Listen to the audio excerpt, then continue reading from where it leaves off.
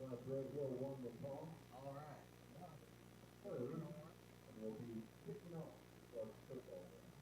That sounds fine to me.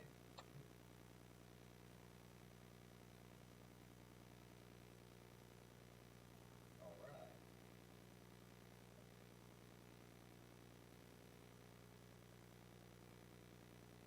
Yeah. We're picking it up. We got so many different wires going on. And it could just be the outlet. All right, I'm going to go ahead and start the intro.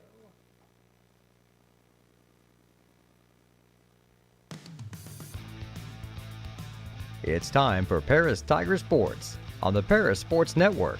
Brought to you by White Sheet Metal Heating and Air Conditioning, Lot 50 Brewing, Church Insurance Agency, Cargill Dry Corn Ingredients, Diamond Brothers Insurance, Ingram Waste Disposal, Seed Solutions, Allied IFS, Country Financial, Lake Ridge Christian Church, State Farm Insurance Agent Terry Elliston, Eagle Ridge Golf Course, Diamond Financial Consultants, Soleil Body Salon, Great Heart Seed, and our affiliate sponsors, Dan and Sherry Hutchings, Steve and Lynn Young, Paul and Kathy Porter, Denny and Mary Lou Pine, Tom and Marnita Stuck, Doc and Donna Moody, Jeff and Stephanie Moody at Moody Farms, Chad and Stephanie Crampton, and Mark, Amy, Salem, and Sarah Isa.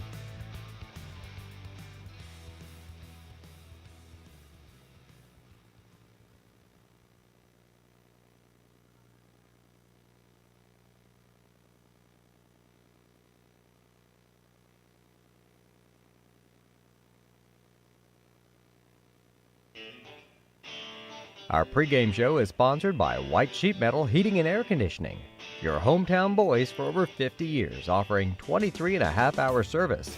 That's right, they need a half hour for coffee. Call John at 217-465-3195.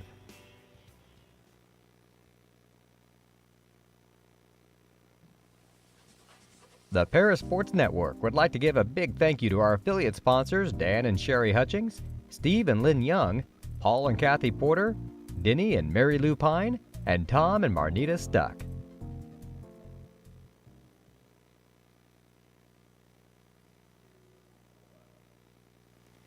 Good evening, ladies and gentlemen. Welcome to Paris Tiger Football here on the Paris Sports Network. Tonight, the boys are on the road at Red Hill taking on the Salukis.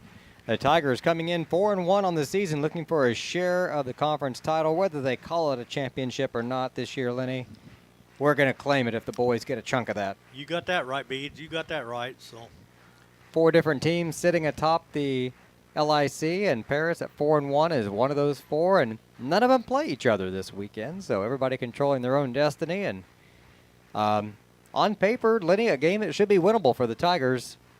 you would think so. I mean, we kind of talked about it on the way down, all the matchups and who played who and who beat who. And like you said, just the way it looks on paper, we should win. But they don't play the games on paper.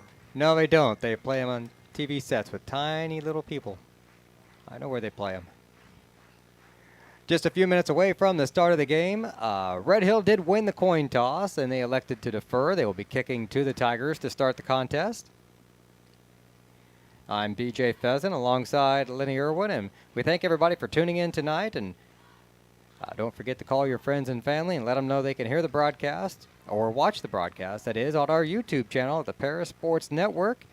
And that means you're already there. So while you're here watching us, hit that like button and the subscribe button so you get all the updates. It's not just for football. You'll get all the volleyball, the baseball, softball. If we can broadcast it, you'll get the update for it so you never miss a game.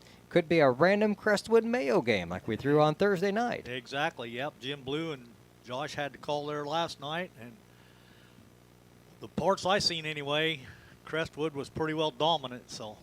That's what it sounded like. I only got to see bits and pieces of it there, but it looked pretty one-sided to me as well. And the last time we did a broadcast, or I was able to do a football game with you, it wasn't so one-sided. No, we done the Robinson game, and it was pretty nip and tuck all the way to the very end before we finally pulled away. And then it wasn't a really convincing win, but it's still a win, and we'll take it. So And you take something away from that game. It's a little different than a blowout. You take something away from that one as well. Now the boys know bad things happen. We can still come back and win. And any given game, that's why you play it, you know. Exactly. And I know last Friday night, Jeff and Coach Tarr had to call down at Flora. It started out, I thought it was going to be a slugfest at first because both teams scored just right off the get-go. And I thought, man, this is going to be a shootout. But it didn't turn out to be that way either, as our defense made some adjustments and we stepped up. And I don't remember the score, but it was pretty one-sided as well. So pretty good contingent of Paris fans. I'll swing the camera over there. Yeah, the visiting stands are pretty well full, and the home fans are pretty well full. So now I'm going to share the camera with everybody tonight, so we don't get text messages in the middle of the game. Unfortunately, here in the booth, there's a pole. I'm going to do my best to slide the camera on both sides without making people seasick. Maybe I can scoot to the side of it as it pops up, but we are fighting around a little bit of a pole on one side of the field. And if we have an opportunity to move the camera or get a better feed at some point, we will sure do that for you in the middle of the broadcast. But for now, we're going to be fighting a little bit of a pole, so just bear with us there, and I'll describe it. We'll go old school radio there, and I'll tell you what's happening if the pole should happen to get in the way. Well, it's like you said, Beej, we're at their mercy. We're in their press box, and we got to work with what they give us. So, and this is where they told us we had to share with the coaching staff, because they'll be down here filming and talking to the coaches on the sideline from that half of the booth. So we've got this half. So I will take this over the deer stand in Casey any day. Exactly, or that outdoor deck up at Mount Zion. No cover, no nothing. You're just out in the rain, whatever. Duct taping the score sheets down because it's always windy. It doesn't matter up there. For sure. So closing in on the start, we're seeing the Tigers now coming out of the locker room. They're going to be in their road white jerseys with the orange Tigers going down the side of the leg. Orange numerals, black pinstriping, black helmets as well. And the Salukis are in their all blue uniforms with the white numerals pinstriped in red. So Coach Claude leading our boys out. Oh, man, this is not good. I'm seeing Eli's boards not dressed tonight, so that ankle's still giving him fits. So I guess he's not going to be in our lineup tonight. He's had a couple pretty good games here lately. So. Oh, he really came alive in that Robinson game. They leaned on him. The power running was more effective than the outside speed stuff in that game, and Eli gave us a lot of great minutes in that one, so we'll wish him the best here, sitting out the final game of the season. Oh, we're just about there. They'll throw do they throw 3 more minutes on the beginning of the game? I don't think that's they just do. halftime. That's just halftime, I think. All right, well, we don't want to go anywhere then because the game's going to start here in less than a minute.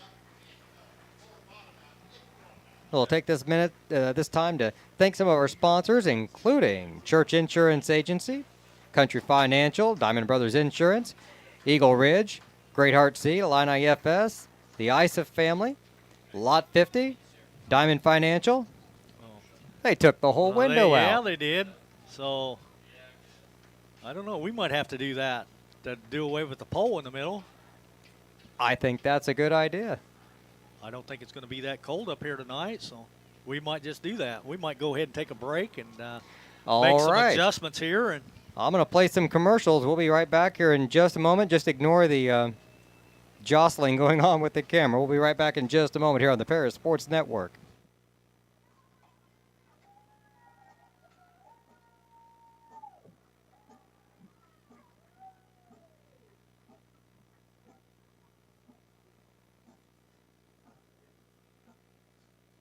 Church Insurance is an independent agency specializing in home and auto, life and health, as well as business and farm insurance. For over 100 years, Church Insurance has been servicing Edgar and surrounding counties. Stop by their office at 116 East Court Street and talk to Bruce, Ann, or Tay, and let them take care of your insurance needs. You can also give them a call at 465-4022 or visit their website at churchinsagency.com.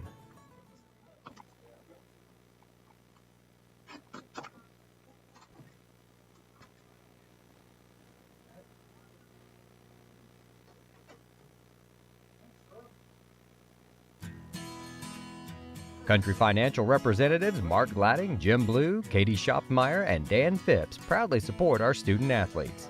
Give them a call at 465-8320 or stop by their office at 802 North Main Street in Paris.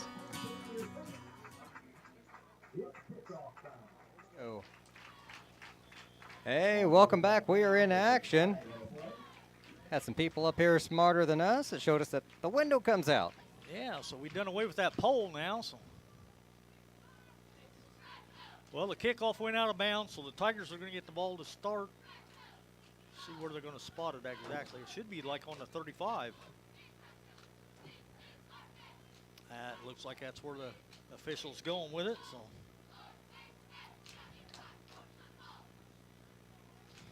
All right, 1st and 10 for the Tigers at their own 35-yard line. A fresh 12 minutes on the clock.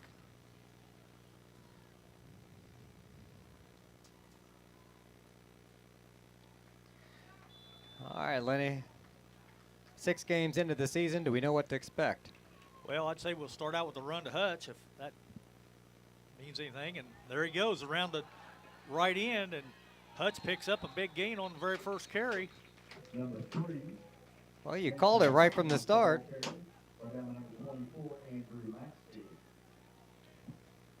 Gain of about 23 yards. Yeah, that's the way I see it. So well, no, it wasn't last week. I guess it would be the home game. They threw the ball some to Norman Phillips and caught everybody off guard. So Perry keeping it this time, sweeps around the left end. Good open field tackle there by number 43, Jake Powden. he picked up 12 yards. So Perry's got 12, Hutch has got 23, and we've had 2 carries, and we're down on the 30. So good start for the young Tigers. Absolutely. Back out in the shotgun again.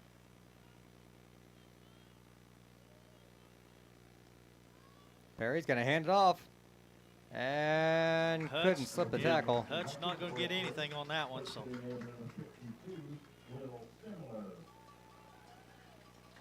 See, they're going to mark Hutchings down right around the line of scrimmage. Might have lost a yard, actually. yeah, maybe Half a yard. 3 inches, but I left it. I just gave him no gain. So looks like King's going to be the lone receiver to our side. Yep, they're going to send a couple out to the right. Fakes the handoff. Perry tries to keep it, and he's swallowed up this time. He's going to lose 3 or 4.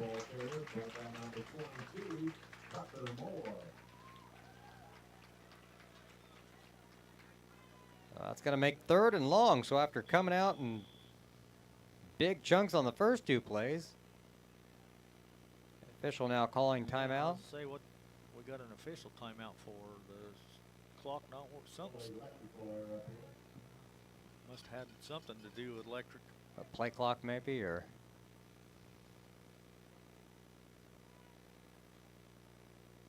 Yeah, that's what I think. The play clock went dead a couple times, and it's set on 40, so maybe the officials are going to have. There, they got it reset to 25, so hopefully it's working now. There we go. so King and Moeller coming to the near side. Phillips wide to the right all by himself. And Perry looking to the right. Lobbing it over. The pass is complete to Hutchings. And Nothing going, though. no, it's going to get about 3 yards. And then fumble on the play. Red Hill came up with it.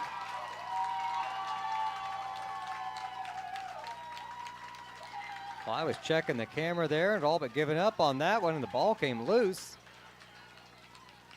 Red Hill comes up with it. The first turnover of the game is in their favor.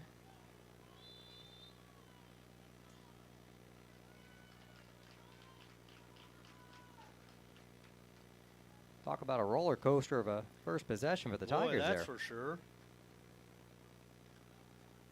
So it's going to be Red Hill ball right there on about the 34-yard line. Yeah, right about. Lining up under center, dropping straight back, looking over the center of the field. Oh, pass incomplete. Intended for number 20, Benny Stimler. Had the ball, then looked at the defensive back, and out it went.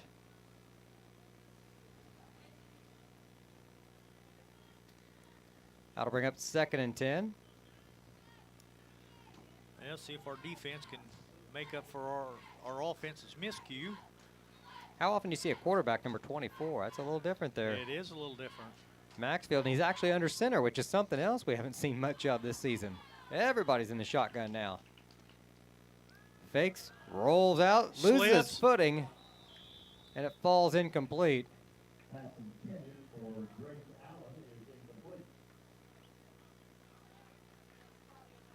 Zoom the camera out there. The camera part is different than what I'm seeing on the computer screen here, so I gotta make sure that matches. All right, 3rd and 10. I'm talking out loud. I apologize for that. I think better when I talk to myself. I'd say it works a lot better that way, Beach. It's going to bring up 3rd and 10 now, so we'll see what Maxwell's going to do with this play. Looks like he's going to still be right up under center. Got our hand it off this time. Got some running room and then gets swallowed up by the big guy. Gabe Winans wasn't going to let him go. Got about 4 on the carry, so it's going to bring up 4th and 6. That'll send Hutchings and King back to return. They'll go down and stand around the 30-yard line. Looks like number 9's back in punt formation, Anthony Gerald. He's listed as a wideout. Low snap, but he gets a punt off. It's a good high punt. Nice spiral to it. Hutchings able to take on the run. And able to get it back out around the 40-yard line.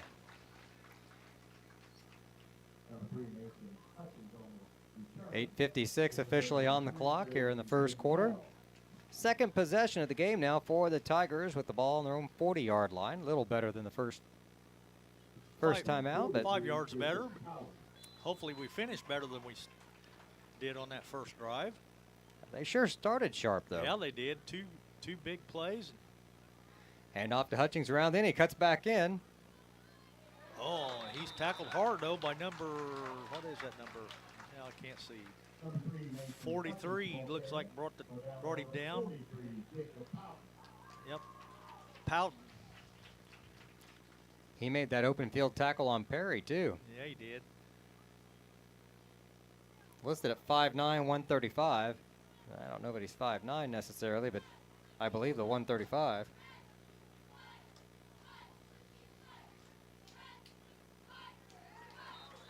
Short run up the middle, shy of a first down. Got to bring up 3rd and about 2 yards to go. They're at the 8-minute mark. Scoreboard says 2nd and 3rd and 19. Yeah, I'm thinking I don't know who's running the scoreboard, but it's definitely not sure. Number 8's the runner this time. Look at that. Number 8, Norman Phillips, the ball carrier. Number 8, isn't that Colby Kindred? Well, that's who I got listed in the. Yeah, I think Phillips is 7. Phillips is 7, so he got the wrong guy there. That's what I'm thinking too. He was scooting though. Nice first down for the Tigers. 1st and 10.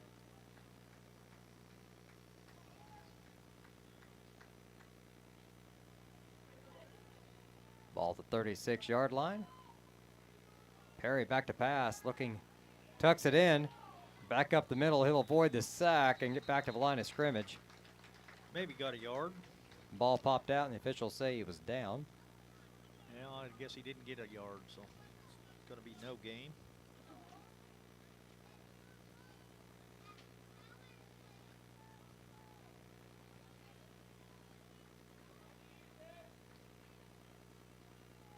Two wide receivers wide each side for Perry. Hutchings in the backfield with him.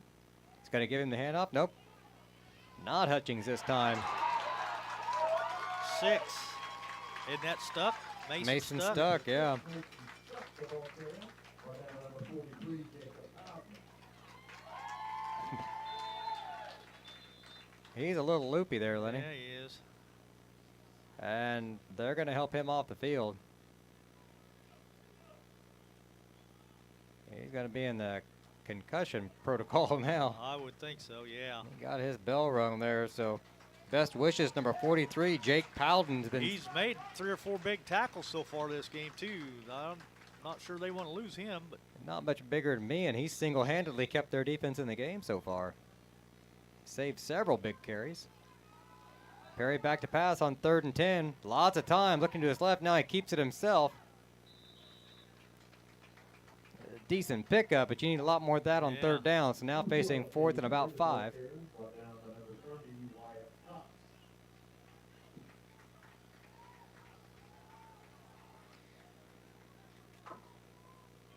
Perry 1 for 1 for just a couple yards on the night.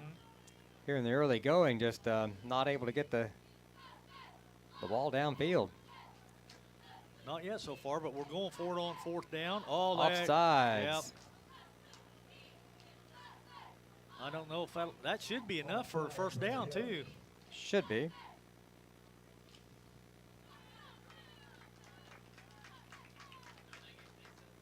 Right at it, 1st down.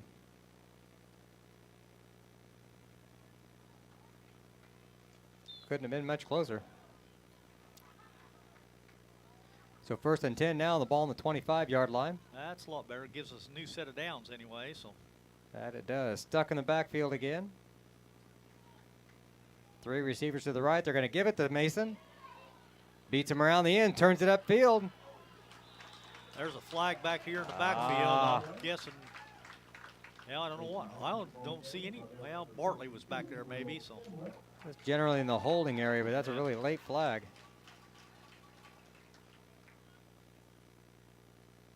They're bringing it back.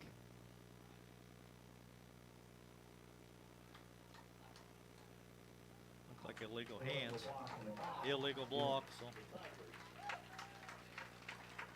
That'll be 10 yards from the spot of the foul, though, so. That'll bring up 1st and 20.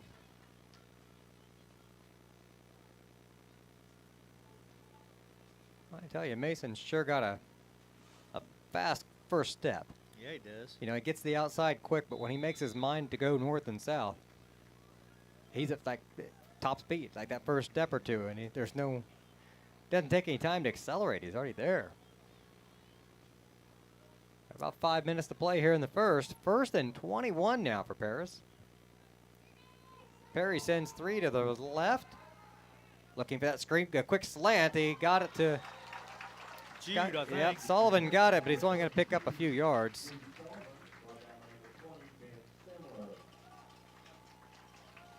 Give him 5.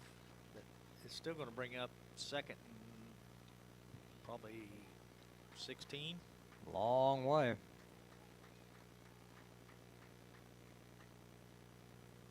Yeah, I'd almost go 17 here, so.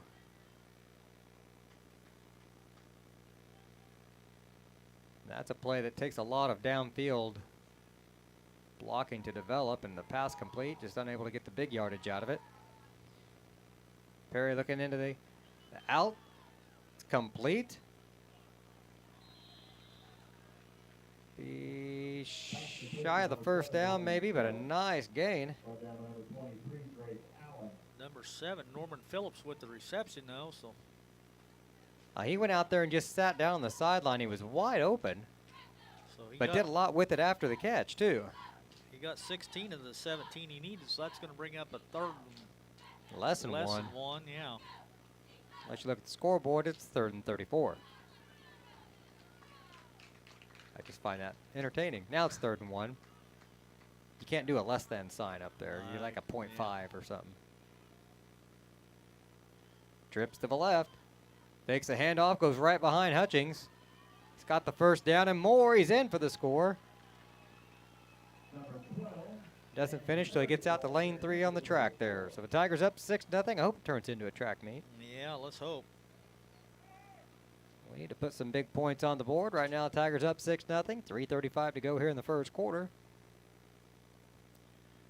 14-yard touchdown run by Perry. So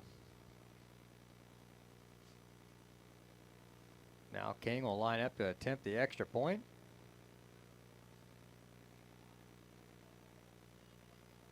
They spot the ball around the 10. Ends up being about a 20-yard kick.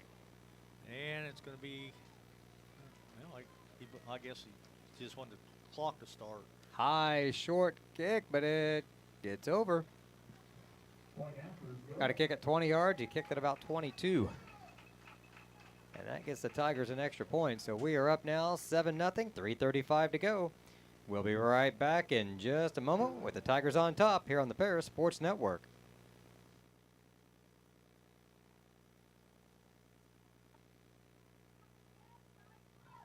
Diamond Brothers Insurance, LLC has been providing security and peace of mind for individuals, businesses, and government entities for over 150 years. Their agency philosophy is to serve their communities with excellent service, advanced technology, and comprehensive insurance protection. Visit any of their 44 locations throughout the state of Illinois, Indiana, and Wisconsin. You can give them a call at 465-5041 or stop by 111 Sheriff Street in Paris.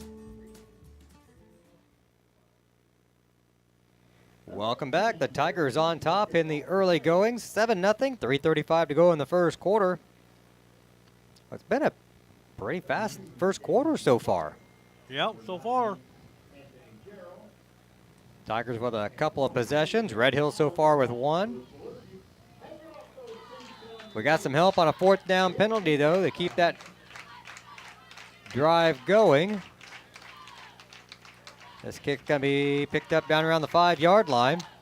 Trying to come back across the field. Tigers having none of that.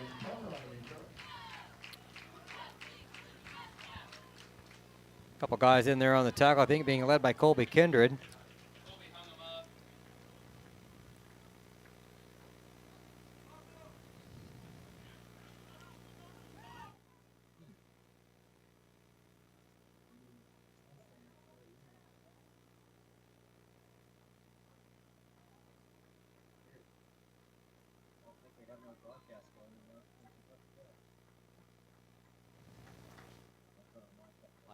Okay. 1st and 10 now for Red Hill. And met at the line of scrimmage, nowhere to go. No gain on the play, will be 2nd and 10.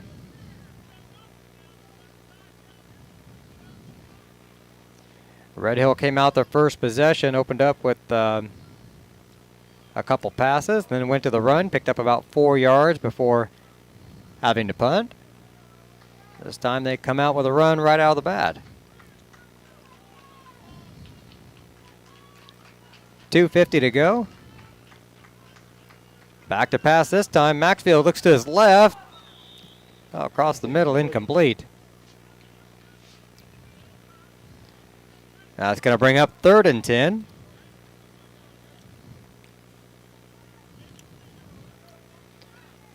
Big 3rd down here for the Tigers. If you can stop them with no game and force a punt and get the ball on this side of the field, put yourself in really good shape to go up by 2 scores early in the contest. That's a nice advantage to have.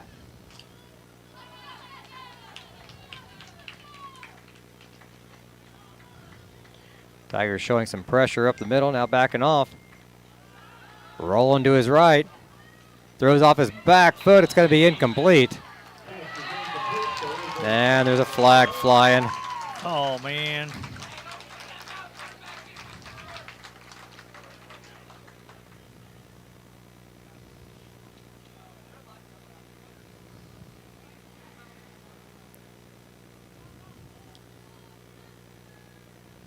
Wait for the official signal here. That's a personal foul on the defense. That wasn't even pass interference, so. Wow. We're going to say. 15-yard penalty then. Yep. March him out here to the 30-yard line.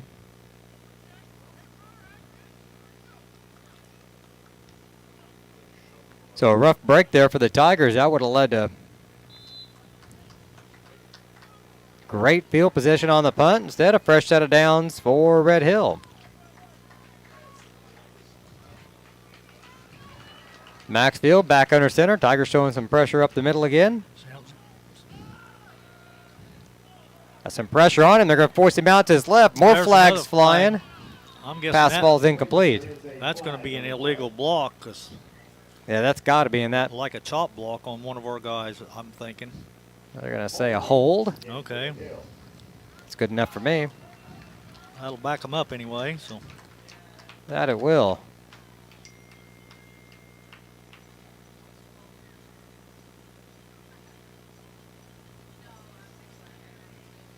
.223 to go here in the first quarter.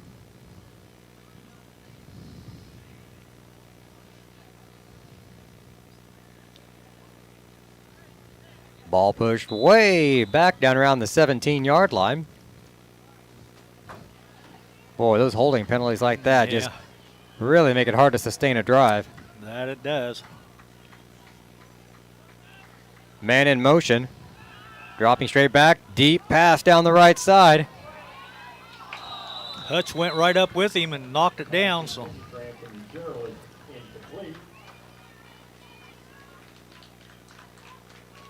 Red Hill not afraid to air it out. no, they're not. He's thrown the ball 5 times, but so far they've all been unsuccessful. So good defense that time, though, by Hutch. I wasn't sure he was going to get turned around in time to see the ball, but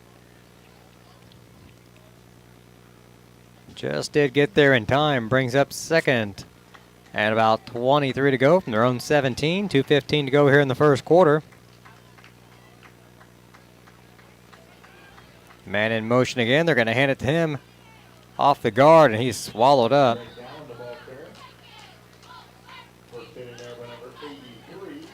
give him a yard. That'll be Drake Allen. JT Johnson in there on the stop for the Tigers, one of a couple. Sometimes you get in those big piles, you just give a tackle to whoever's on the bottom of it. You figure they got there first. Yeah, that's the way I look at it. Who got up last? All right, that must have been him.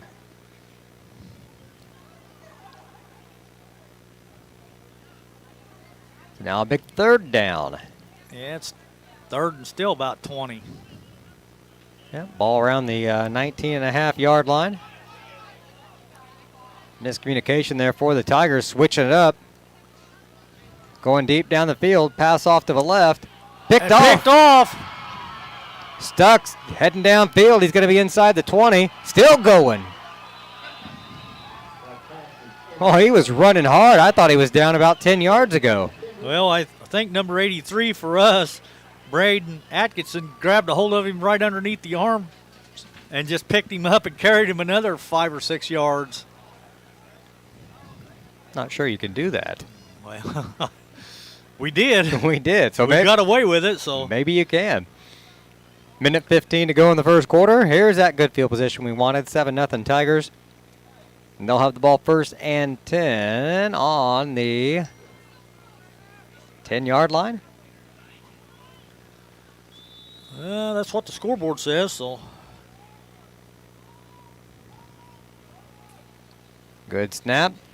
Hand off to Hutchings, trying to get all the way around the end. Unable to turn the corner. they're going to say he went out of bounds about the 5, though, maybe the 6. So.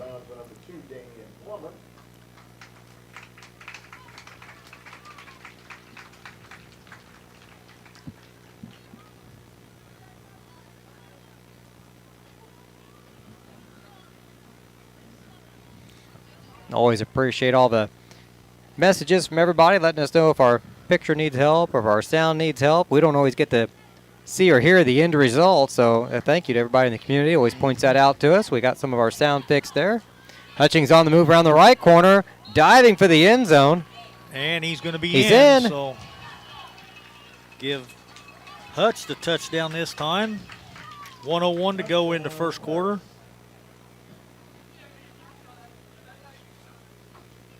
Now we'll come out here for the extra point attempt.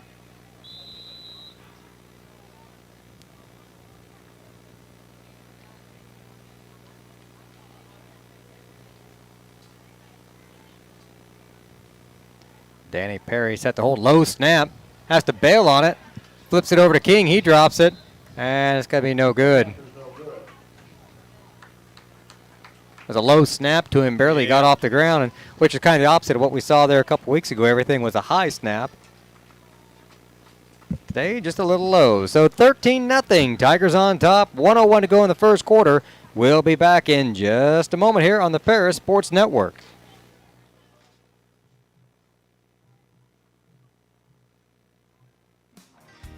Golf season will be here before you know it. An Eagle Ridge Golf Course in Paris offers one of the preeminent courses in East Central Illinois and West Central Indiana.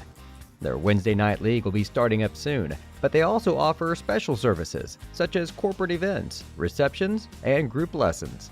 Call 463-3434 or visit eagleridgeparis.com.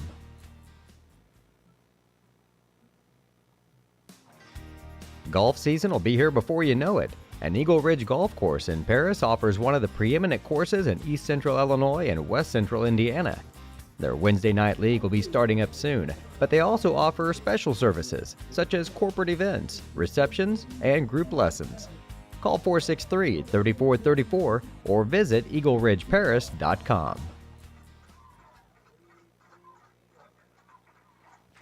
King to kick off for the Tigers, fielded around the 12-yard line.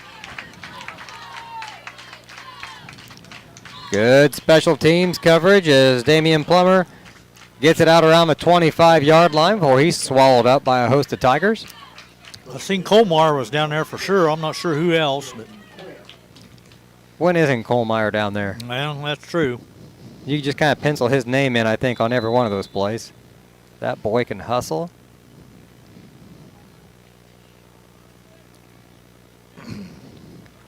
That's one thing you can't knock this Tiger team for this year. They're just aggressive. They are. Hustling players. That's what you got to have. All right, 1st and 10. They're going to fake the handoff.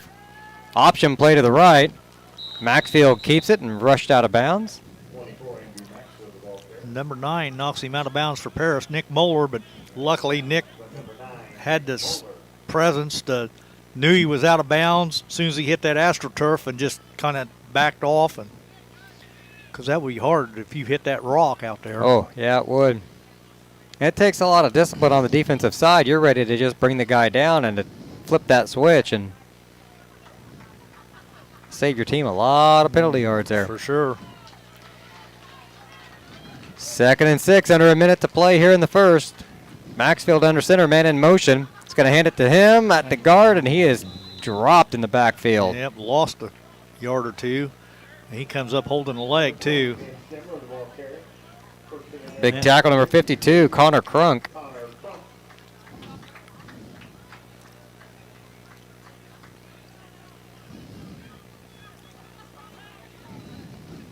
Now a big 3rd down for Red Hill. Now they haven't gotten a first down yet today other than the penalty. They're not going to get the play off. They're just going to let the clock run out. So down to 13 seconds in the quarter.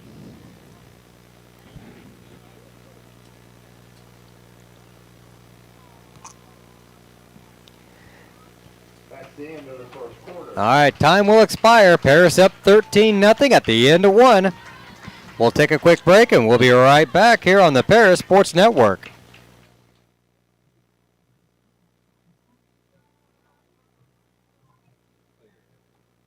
For nearly 100 years, farmers have counted on FS to provide agriculture-related products and services.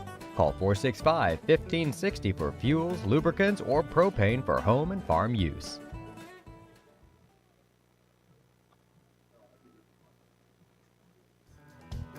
Mark, Amy, Salem, and Sarah Isef support Paris Athletics and implore its athletes to play hard and study harder.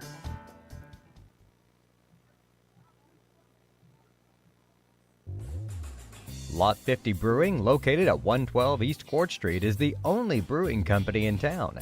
Bring your friends, family, or co-workers in for an evening of games, drinks, and conversation. Order food from other local restaurants or bring your own. Stop in and watch the owners, Bruce Young, Steve Combs, and Doug Smitkamp, work for you. Lot 50 is open Wednesday through Sunday. Check them out at lot50brewing.com.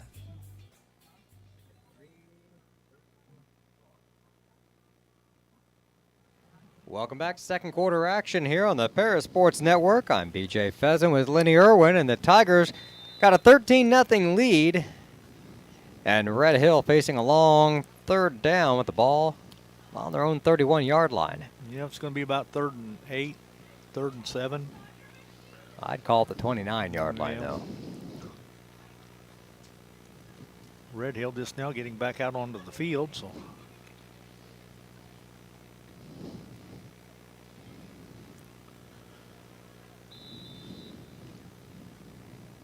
Well, last time they had a long third down here, they ran it right up the middle and picked up about 5 or 6. Nah, it was 2 possessions ago. Last possession, they aired it out. Well, he's back in shotgun again, so. Staring the receiver down on the left, the slant. I don't know if he's going for the slant or the deep I think pattern. he was going for Drake, but it's still going to be, or Allen, Drake Allen, but it's still incomplete, so. Brings up 4th down in a punting situation as King and Norman Phillips will come back around the 45. That's a little different. Yeah, normally Hutchings back Yeah, there, but he's same. not on the field at the moment. Yeah, he dinged that shoulder up, I think, in the Florida game last week, so. You know, in baseball, they were letting him DH the Yeah. other day, give him a little bit of a rest on it. Nice returnable kick. King calls for a fair catch, though.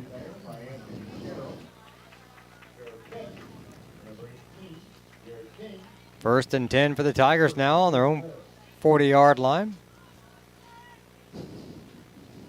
Right about where we've Been started hitting each him. drive. Well, we had one drive at the 35, next drive at the 40, next drive after the interception, we took it from the 10 and went in. And now this drive we start from the 40, so. Like you said, Beach, we've been pretty consistent. Let's see what we can do with it now. First and 10 at our own 40. Take the handoff to Hutchings. There's the blitz, and Yeah. Perry Perry's goes gonna down. be sacked for a big loss.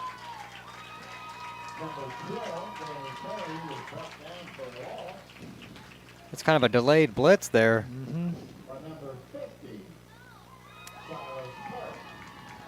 Lost about 7 on the play, so. Going to bring up a big second down.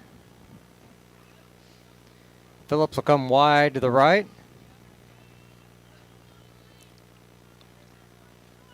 They're going to hand it to Hutchings, trying to get around the left side, cuts it back up and gets back to the line of scrimmage, but that's it. Yeah.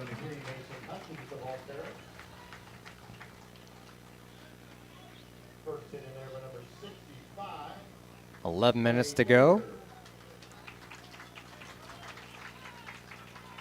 Here in the first half, they'll stay in the shotgun.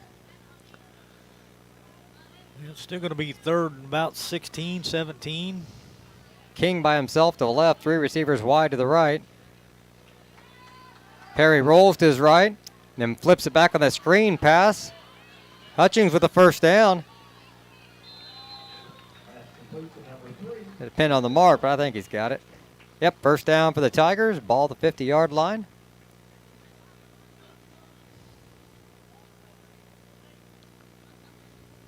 Glad he got the first down. I looked at the wrong yard marker. I was calling first down. He still had 10 to go.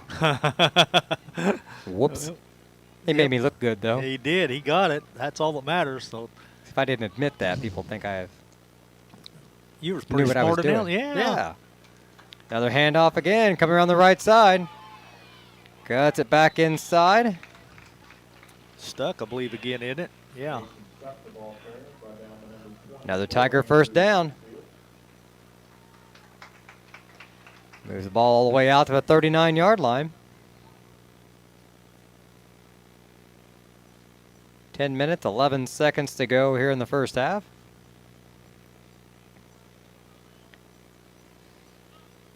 Tigers on the ball, on the move now. After a couple of failed plays, they've been picking up yards in big chunks. Hutch comes back in, and number 9, Moeller, comes back in. So Now they'll bring Hutchings up into the slot and bring man in motion. jet sweep. They'll hand it to him, trying to get around the left side. A good gain. Probably going to end up about 6 or 7 yards here. That was 7. Phillips, wasn't it? Norman Phillips? Yep. Yep.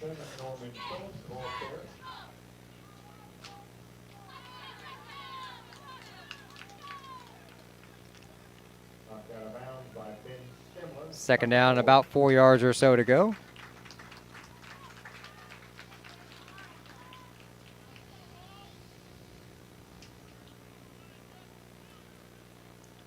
Out of the shotgun, fakes the handoff. And can't decide what to do with it. Finally goes down. I think he thought about throwing it a couple times there. I think he did too.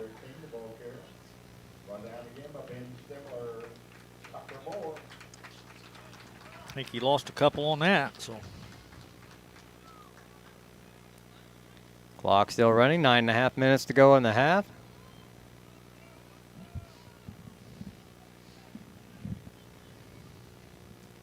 Sullivan and Phillips wide to the right, 2 backs in the backfield. They give it to the second guy through. Be wrestled out of bounds. oh, Colby Kindred, and they were still pulling him down clear there out near here. the track. Yeah. I don't see no flags either. I think there should have been, though. Man, how many did you pick up on that carry?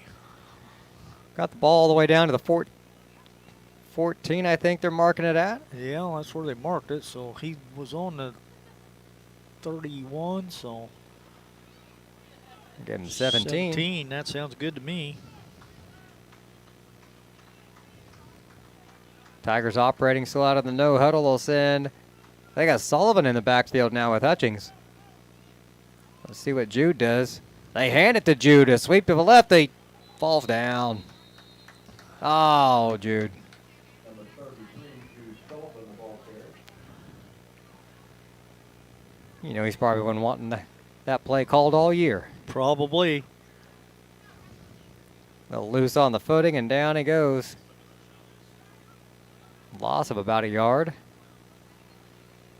Second down and 11 with the ball on the 15-yard line. 8.5 minutes to go here in the quarter. First half, actually. 2 receivers wide to the right. Perry fakes the handoff, keeps it himself. Darts to the outside. He's got the first down, and I think he's in. he is. Touchdown, Tigers. The ball carrier goes for the score. It's going to be a 15-yard touchdown scamper for Perry.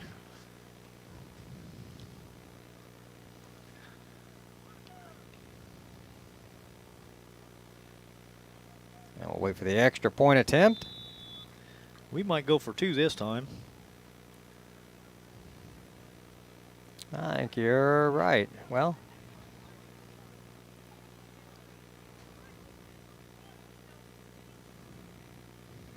they just sent Kindred out. King's lining up wide, so they're not kicking. They're handed off to Hutchings. And it's no good. No good.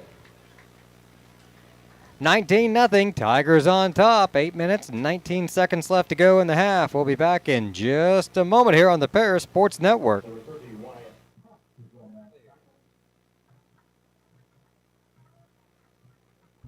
See Diamond Financial for all of your income tax needs. Ben Lucan has 30 years of income tax preparation experience. He and his well-trained staff can take care of all of your personal, corporate, partnership, trust, and not-for-profit tax returns. They'll also take care of all of your payroll and bookkeeping needs as well. See them at 208 East Jasper Street or call 465-8562.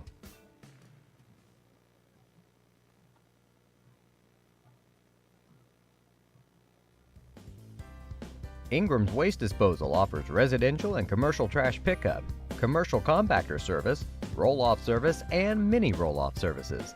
Call Scott, Kathy, Mary Jo, or Bethany at 465-3335. Ingram Waste Disposal, proudly serving Edgar and Clark Counties since 1950.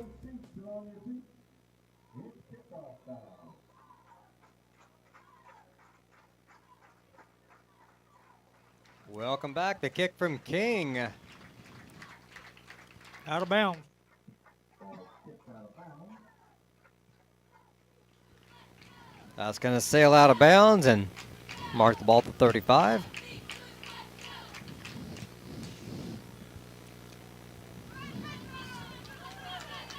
$8:19 to go in the half, and a fresh set of downs for Red Hill. It just really hasn't had any luck moving the ball against us tonight so far. Not yet.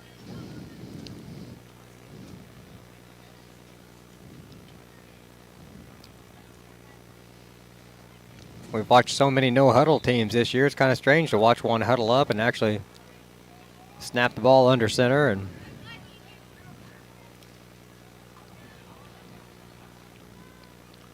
wishbone formation. He is Just the an same. old-school team. Yep, he's still up under center, so. But that goes nowhere. Straight down the ball carrier. They give it to the first guy through, and he might have got a couple, but Kohlmeyer there to make sure there was no more than that. Give him 2 yards. Brian Kohlmeyer.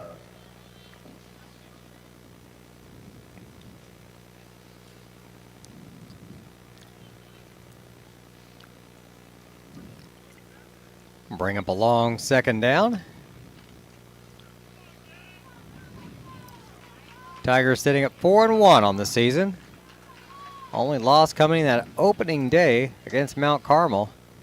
I'd love to go out on a high note here. And no gain on that one either. That's number 22, Tucker Moore, the ball carrier. Brought down by number 83. He's a little shaken up. The official will stop the clock here. The trainer will come out, but once they stop the clock, they got to check him out then. yep. And he's coming out, so. Yeah, the old days of back as long as you could make it back to your huddle. Huddle, yeah, you were good. They take precautions nowadays. They want to keep these kids healthy, and they don't take any chances.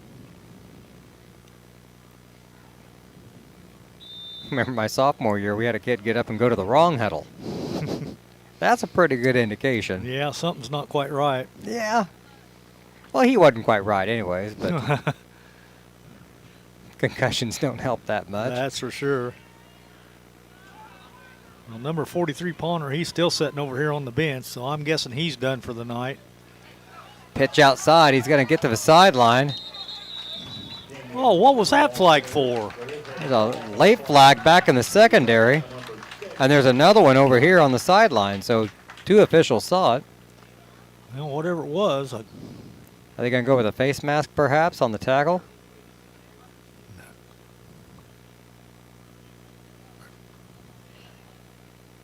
Picked up a big first down. It's the first one they've picked up tonight.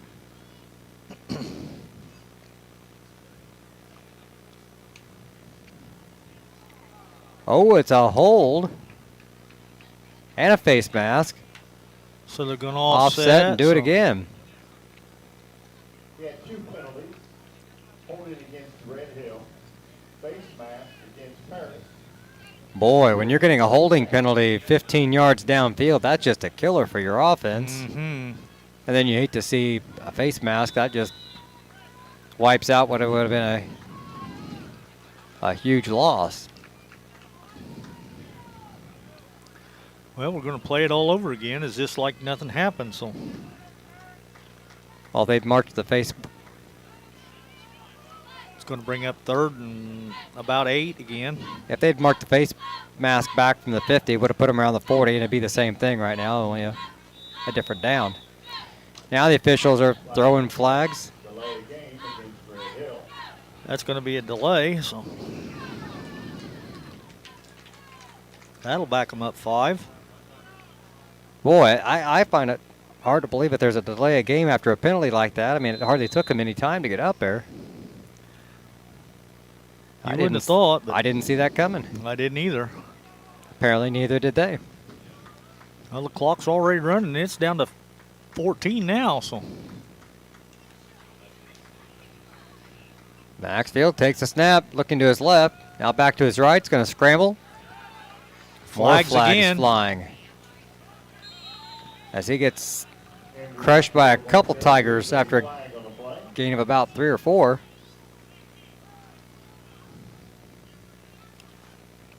Like you said, back where them flags come from, though, that's about got to be hold. It is another holding penalty. Red Hill, penalty is declined. Fourth down. Punt team coming out. It's going to make it 4th down, about 8 yards to go.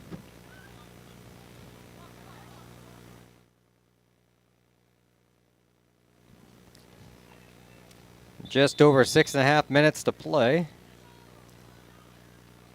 here in the first half. Looks like Hutch is going to be back here by himself this time.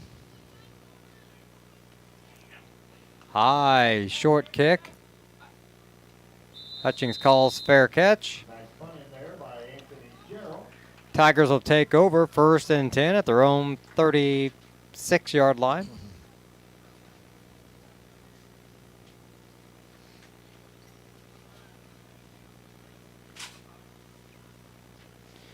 I haven't seen a game with this consistent of a field position starting in a long time, other than after the interception. Mm-hmm.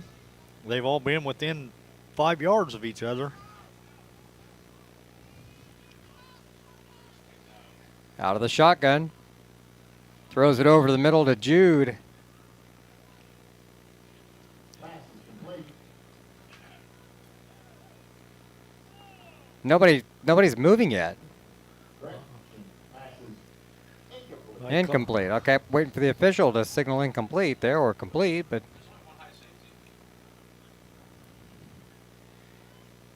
All right, 2nd and 10 for the Tigers. 6:07 to go in the half.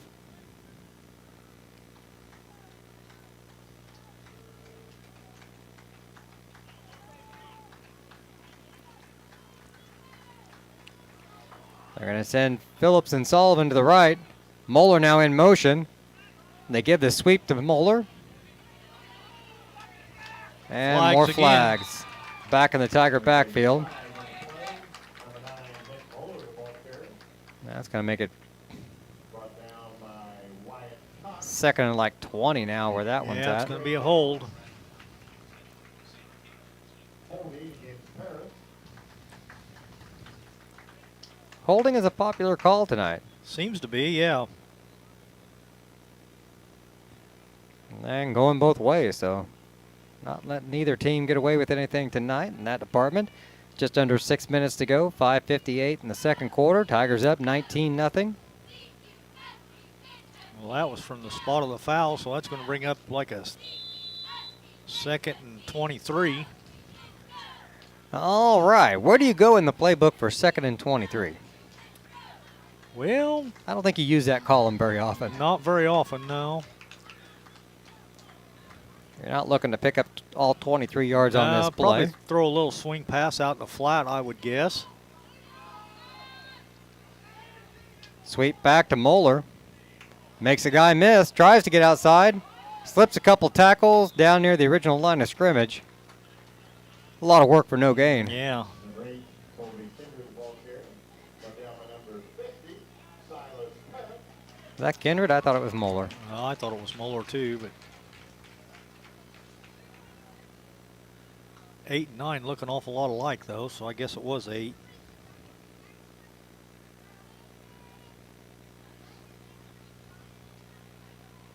All right, now the play selection gets even thinner at 3rd and 23. One receiver wide to the left, 2 to the right. They're going to bunch him up on the right side. Over the middle, it's complete. Making guys miss. Downfield, he's going to have a big first down. Wish I could get the screen a little wider. They almost outthrow the camera. If I move it too fast, I'll make Yeah. people seasick.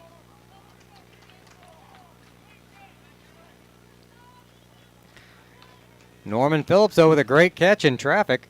34 yards on that catch. So, well, between the run and everything, so. Yeah. With a rifle over the middle, good hands. Phillips and Moeller coming wide to the right side this time. Looks like Hutchings in the backfield. Sullivan also on the right side. Looking to his right. Now downfield, it's complete to King. Touchdown, Tigers.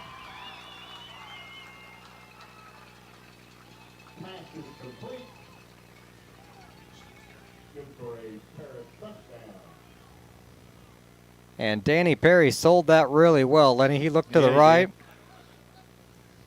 Little pump fake, just enough to kind of get everybody looking that way, then hit King in stride. Hit his back shoulder, but that's good enough. We'll take it for sure. 39-yard touchdown pass from Perry to King. That'll set up the extra point attempt, but the Tigers up 25-0. 4:15 to go here in the half.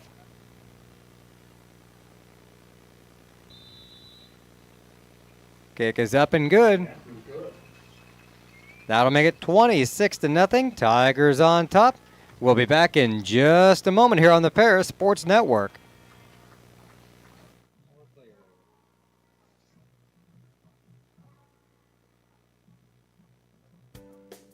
Make plans to attend Lake Ridge Christian Church this Sunday, either for their traditional service at 8 a.m. or their contemporary service at 10:30 a.m.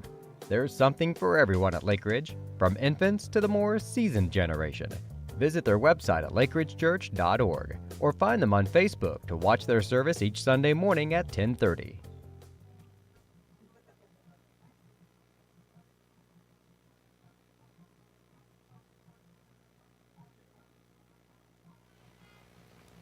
It's 26-0 here in Red Hill. The Tigers having their way with the Salukis so far. 4:15 to go in the second quarter, and Lenny, they've picked up some big chunks through the air that time. Yeah, they did that time. We had the 39-yard pass to King for the touchdown. We had a 34-yarder to Phillips.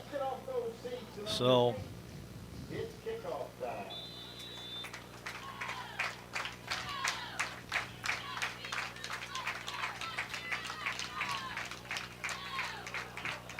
Bobbled the kick a little bit. Got some running room on the side, though, before he's wrestled out of bounds. That's determined there by Damian Plummer. Atkinson brings him down.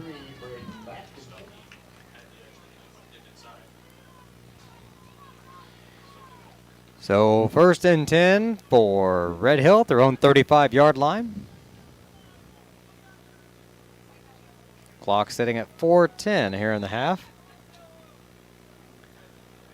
Well, they've just about started at the same place every time. 34, 10, 26, 35, and 35. So they're pretty consistent as well.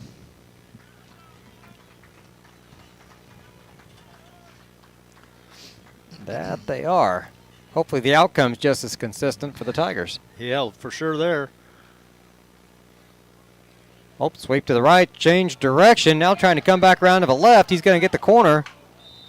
Nice run there by 23. And goes down hard. Brought down by number 55. J.R. Brinkerhoff on his back as he went down. 23, the ball carrier, Drake Allen. So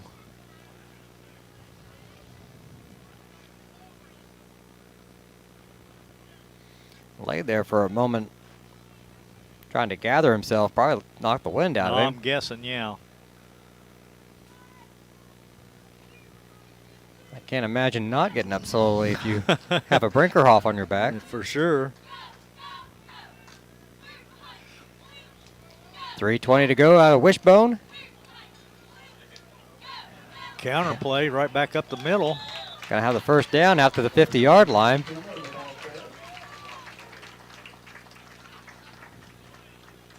Getting there by number 6, Mason Stuck. 1st and 10 now for Red Hill. They're gonna give Stuck credit for the tackle.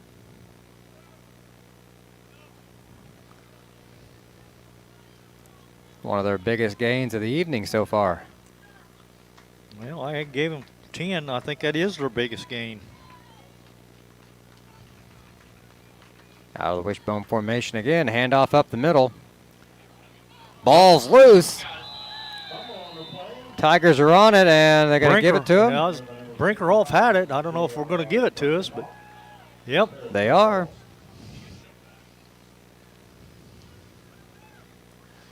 All right, so the second turnover of the ball game. Third turnover of the ball game, my fault. The first fumble went in favor of Red Hill. Hutchings laid it on the ground, then Stuck had the interception. Yeah, Brinkerhoff recovers a fumble. So Tigers in good position now. The ball 1st and 10 on the Red Hill 46-yard line. 2:51 to go in the half.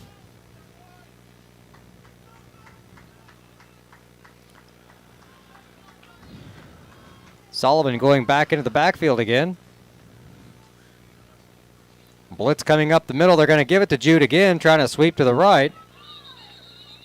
And they're blowing the play dead before he ever goes down. Oh yeah, how can that be? That was odd. They were blowing that whistle Way before he even turned the corner.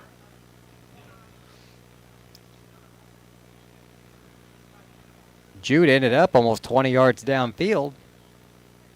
The official actually standing down there still has the end of the play marked because he doesn't know what the call is. I'm not sure this guy standing up here by the flag knows what the call is either. Are they going to blow it dead? Maybe offsides? They were trying to blitz. Had linebacker coming right up the middle. What's holding his head? I don't know what that call is. Yeah, but you still don't blow the play dead once it's already started. I mean, what if that ever went for a touchdown? They're pointing to the north end zone.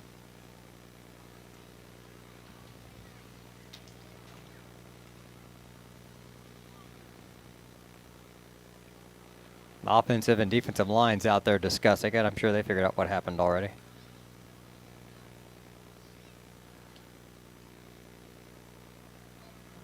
Okay, they're going to go have a chat with the Paris coach.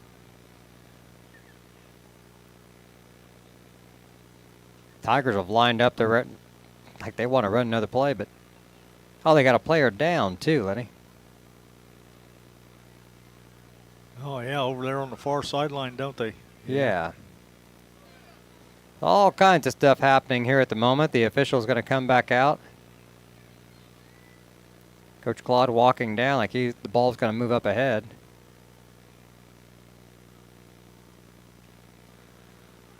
Well, the flag's still laying back here about the 48, so I don't know what that was all about.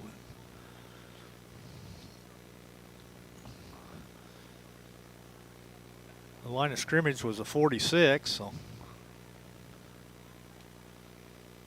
The chain gang guy with the first down marker, he's going down to about the 36. About the 34, I mean, maybe.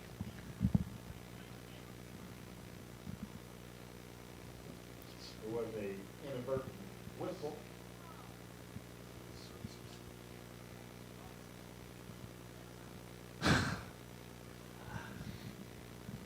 Okay, an inadvertent whistle. I thought he said something about replaying the down, but it's a first down for the Tigers. Up where they tackled Jude at. So we're going to give Sullivan that gain from the 46 down to the 24. So.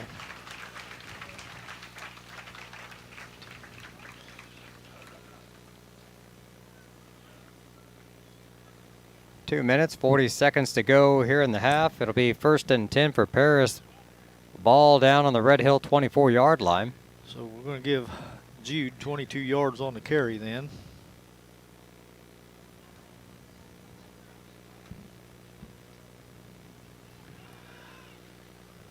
Okay, well, I'm still not sure they got it sorted out, but Inadvertent whistle. That wasn't just a little tweet. I know. I mean, he was blowing the play dead. And he threw the flag and everything, so. I mean, he must have thought he saw something, but apparently he got overruled by somebody. We'll have to ask Coach Claude about that one later.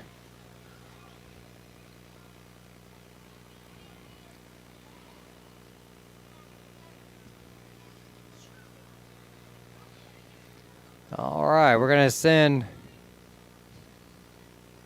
Phillips almost out of picture. He's so wide there. I just got him in the screen. Play clock at 25. Jet sweep to Mueller.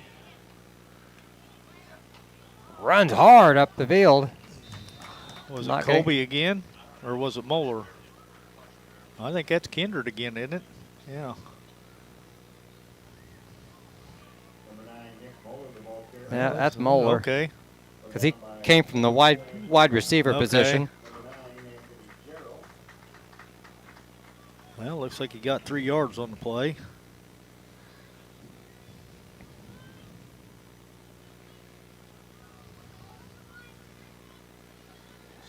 Second down and 7. 2 backs in the backfield. Gives it to Hutchings. Second guy through. He turns it upfield. Nice game for the Tigers. Under 2 minutes to play here in the half.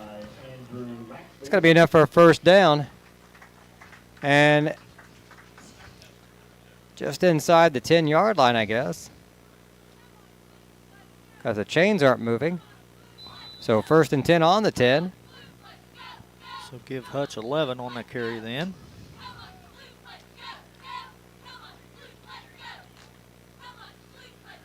Looks like Stuck coming into the backfield.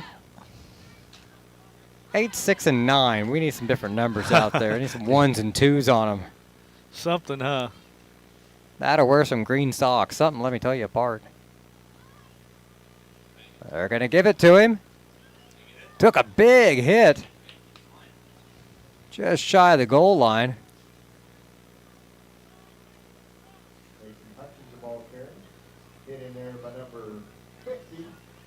Mason Stuck. Nice carry that time, just shy of the goal line. Give him, what, about 6, 7 yards there? That looks all right, yeah. You say that was Stuck that time? I thought it was Hutchings. They said it was Hutchings, but he's not on the field. Okay, it was Stuck then. Down to 48 seconds. They give it Stuck again. He's in. Yep, Mason Stuck in there for the score.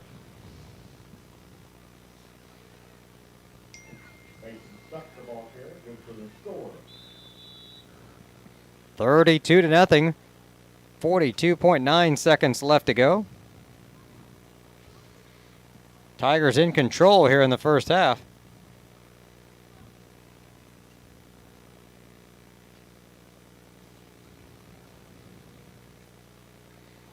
And they're going to line up and go for 2 again. Trips to the left, 1 wide receiver wide to the right. Fake the handoff, and he keeps it himself up the middle. Perry walks in for 2. 34-0. 42 seconds to go in the half. We'll be right back in just a moment with the Tigers rolling along here on the Paris Sports Network.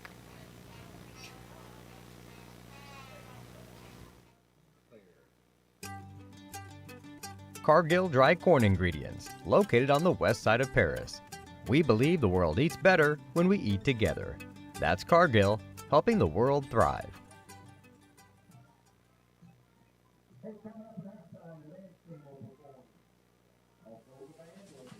The Paris Sports Network would like to give a big thank you to our affiliate sponsors Dan and Sherry Hutchings, Steve and Lynn Young, Paul and Kathy Porter, Denny and Mary Lou Pine, and Tom and Marnita Stuck.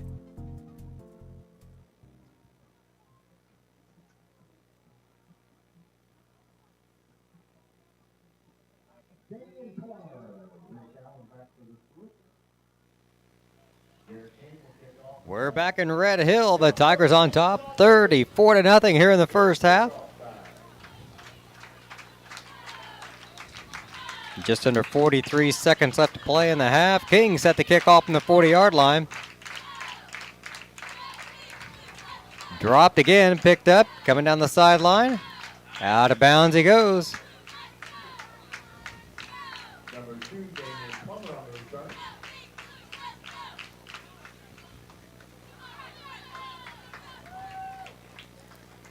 And again, Braden Atkinson in there on the tackle.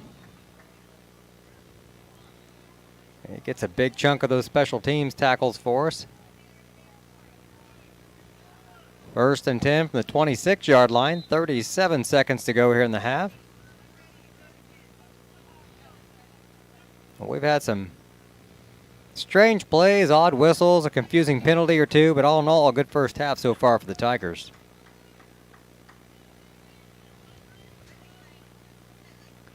Maxfield with a wishbone behind him again. Gives it to the third guy, and not a lot going there. Number 2, Damian Plummer, the ball carrier.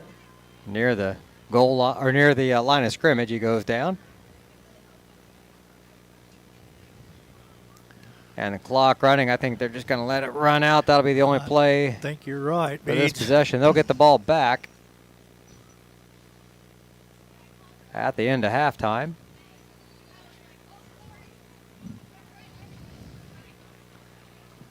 And that will be the end of the first half. 34-0 the score. The Tigers cruising along so far in this contest. We'll take another break. And we'll be back with some halftime stats for you here just in a few moments on the Lot 50 halftime show here on the Paris Sports Network.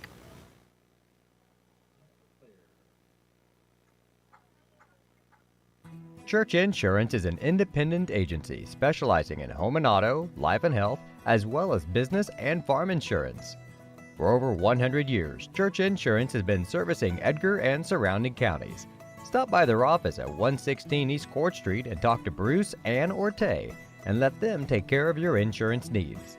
You can also give them a call at 465-4022 or visit their website at churchinsagency.com.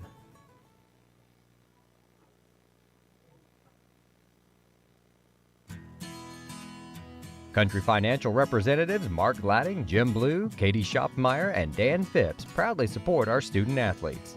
Give them a call at 465-8320 or stop by their office at 802 North Main Street in Paris.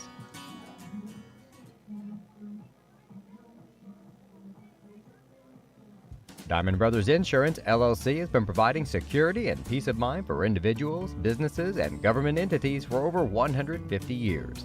Their agency philosophy is to serve their communities with excellent service, advanced technology, and comprehensive insurance protection. Visit any of their 44 locations throughout the state of Illinois, Indiana, and Wisconsin. You can give them a call at 465-5041 or stop by 111 Sheriff Street in Paris.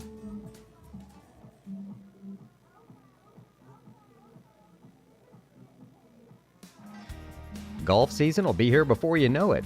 And Eagle Ridge Golf Course in Paris offers one of the preeminent courses in East Central Illinois and West Central Indiana.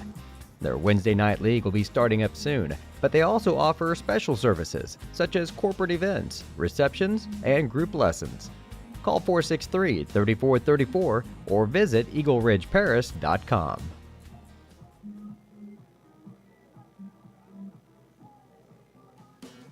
Great Heart Seed is dedicated to providing the American farmer with the most profitable corn, soybean, wheat, and alfalfa lines. Their vision is to work on your farm, helping you build higher yields and bigger profits. Contact them at 465-4132. Great Heart, great yields.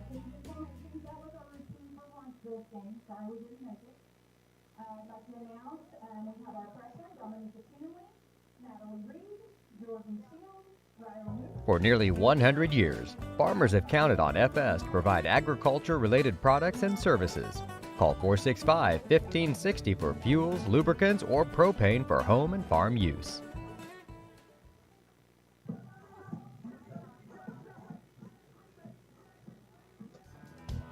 Mark, Amy, Salem, and Sarah Isef support Paris Athletics and implore its athletes to play hard and study harder.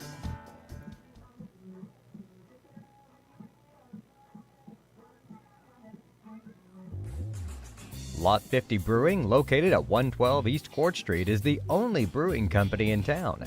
Bring your friends, family, or co-workers in for an evening of games, drinks, and conversation. Order food from other local restaurants or bring your own. Stop in and watch the owners, Bruce Young, Steve Combs, and Doug Smitkamp, work for you. Lot 50 is open Wednesday through Sunday. Check them out at lot50brewing.com. Welcome back to the Lot 50 Halftime Show here on the Paris Sports Network. I'm BJ Pheasant alongside Lenny Irwin. The Tigers cruising along tonight, 34-0. Well, Lenny, we were talking about the game being on paper. We shouldn't have any problem. You hate to overestimate the opponent, but the Tigers coming in tonight and they're getting work done. They are. We're doing just about anything we want to do, it seems like, with the football.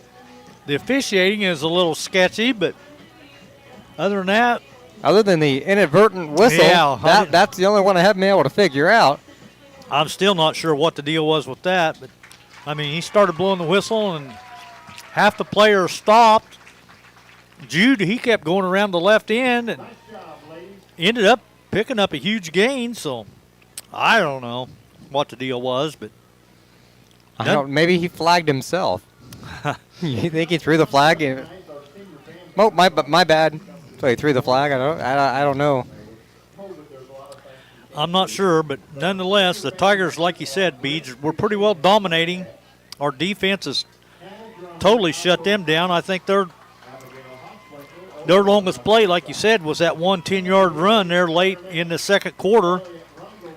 Their quarterback, Maxfield, has no completions. He's 0 for 7 and 1 interception, so they're not getting it done through the air. Their running game is pretty well non-existent, so No, they just had the one 10-yard gain is about all they've had tonight. I think Drake Allen had 1 7-yard gain, but I'll run down the stats for you, and you can just see how one-sided they are. For Red Hill, the quarterback, Maxfield, he has 1 carry for 4 yards. Benny Stempler has 2 carries for 9 yards. Tucker Moore has 1 carry for 1 yard. Drake Allen has 5 carries for 14 yards. And like I said, throwing the ball, Maxfield is 0 for 7 with the 1 interception. So no catches there for none of the receivers. He's thrown to 4 different receivers, but Drake Allen is his favorite. He's thrown to Allen 3 different times. But like I said, still no completions anywhere. For your Tigers, I've got Perry, 8 carries for 34. I've got Hutch, 8 carries for 53. Jude Sullivan has 2 carries for 21. Colby Kindred has 2 carries for 32. Mason Stuck has 4 carries for 21. I've got Phillips 1 carry for 7, and Nick Moeller 1 carry for 3. Throwing the ball, Perry's pretty well on tonight. I've got him 7 out of 8 for 114 and a touchdown.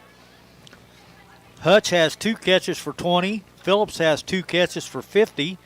Garrett King has 1 catch for 39 and a touchdown. And Sullivan has a catch for 5, and Colby Kindred has 1 catch for no yards. We'll recap the scoring for the Tigers. They opened it up in the first quarter with 3:35 to go on a 14-yard run by Perry.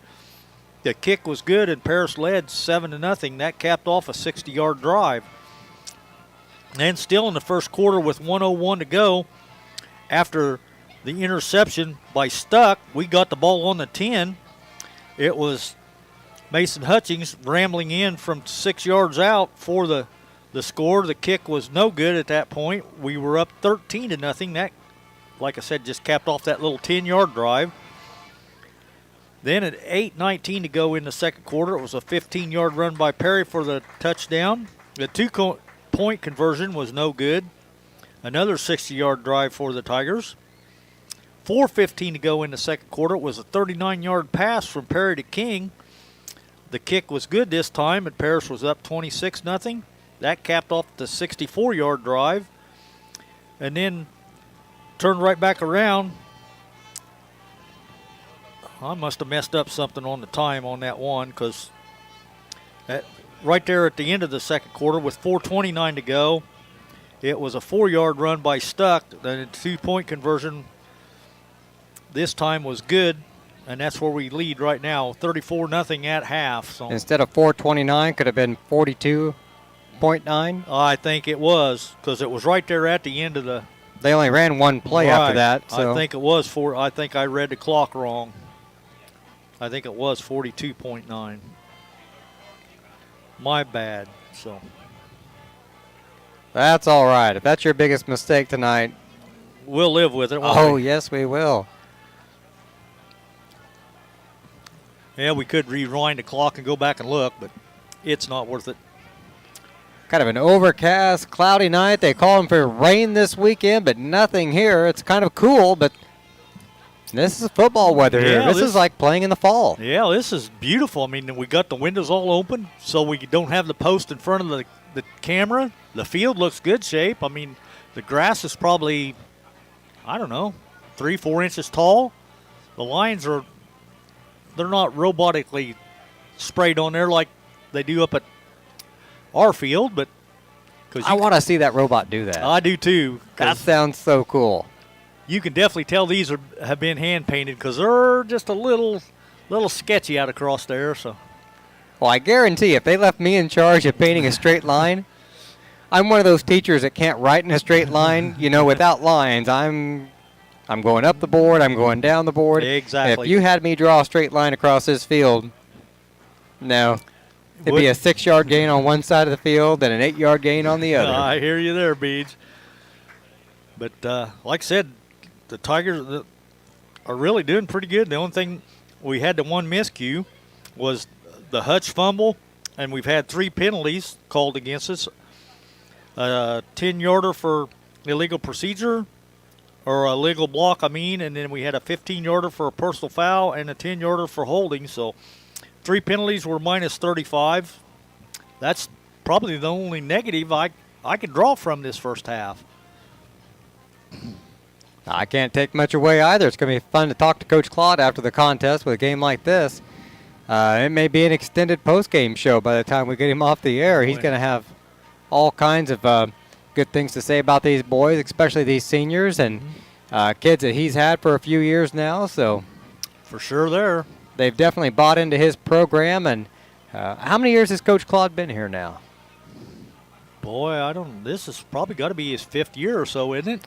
It's got to be right around there. I mean, he's only got kids now, but like he's had, so it's not like playing with anybody else that's been coached by anywhere else. This is his program, and the kids have responded well to it, and they've had a lot of success with it. So it's been fun to watch. And speaking of success right now, our boys baseball teams started off on a good note this year. They've got a 2-0 record. They've won by 5 innings. Yep, both games have been by the 10-run rule. So supposed to have a doubleheader tomorrow, I believe, but I don't know. According to the weather forecast, that's maybe wishful thinking. It's not looking good, and baseball doesn't bode well with rain, and then you put cold on top of it, and you just don't want to mess anybody up either. So, well, the field was covered with snow the other day, that's and true. We still played that evening.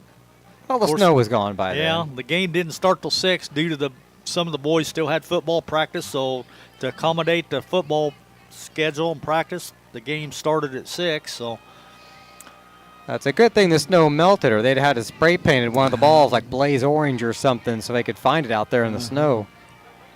Everything had been a ground rule double. Yeah, maybe, but we got the games in so far. I'm not sure what the girls' outlook is right now, but I know they won last Saturday when we were there. They turned around and won right after the boys did. They started right after us. This week, I think we do have some girls softball going to be played in Paris, so hopefully we can get those games on for you. And the boys are going to be on the road all week long, so get a chance to watch the girls this week maybe. So yeah, we haven't got to see any of them yet, and so more Tiger sports coming up. We've got baseball, softball on the way for you. Volleyball's finally over. Football wraps up after tonight, but the baseball and softball actually extend after the school is out. The school ends on the 18th. They grab their report cards and go home, but the ball games keep rolling for a week or two after that. So just hit that subscription, the like button and stuff here on YouTube, and you'll get a notification every time they play, so let your friends and neighbors know to do that. And follow us on Facebook as well at the Paris Sports Network, and that way you'll always know when the next update is coming up. And if there's any weather changes or COVID stuff, you'll always know when the next broadcast is on the way. We're going to take another quick break, and we'll be back here in just a little bit. You're listening to Tiger Sports on the Paris Sports Network.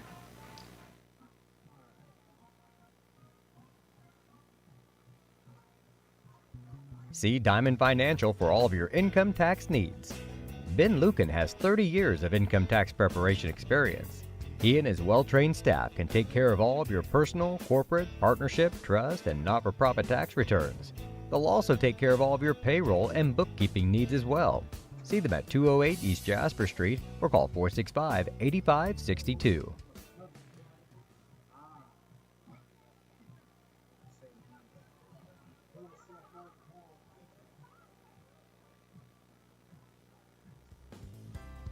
Ingram's Waste Disposal offers residential and commercial trash pickup, commercial compactor service, roll-off service, and mini roll-off services. Call Scott, Kathy, Mary Jo, or Bethany at 465-3335. Ingram Waste Disposal, proudly serving Edgar and Clark Counties since 1950.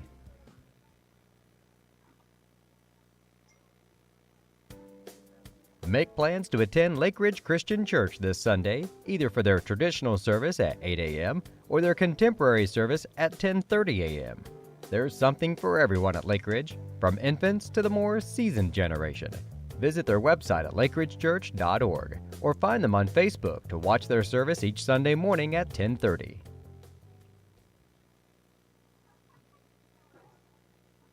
Located at 500 West Jasper Street in Paris, Soleil Body Salon offers 5 lay-down and 1 stand-up tanning bed, as well as spray tan services. They also have a nail technician, an esthetician, and a hairstylist. Give Leslie and her staff a call at 465-7546.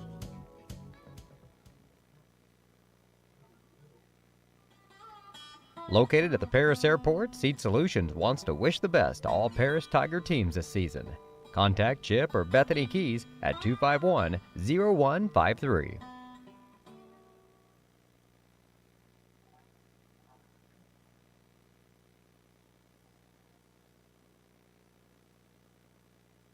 Terry Elliston has been your good neighbor State Farm agent since 1981.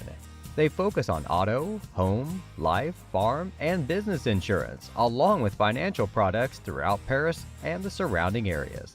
Their mission is to put the interest of others ahead of their own. They're committed to doing whatever is needed to meet their customers' needs and to truly be a good neighbor by serving the community in which they work and live. Call State Farm for a free auto insurance quote at 465-8548.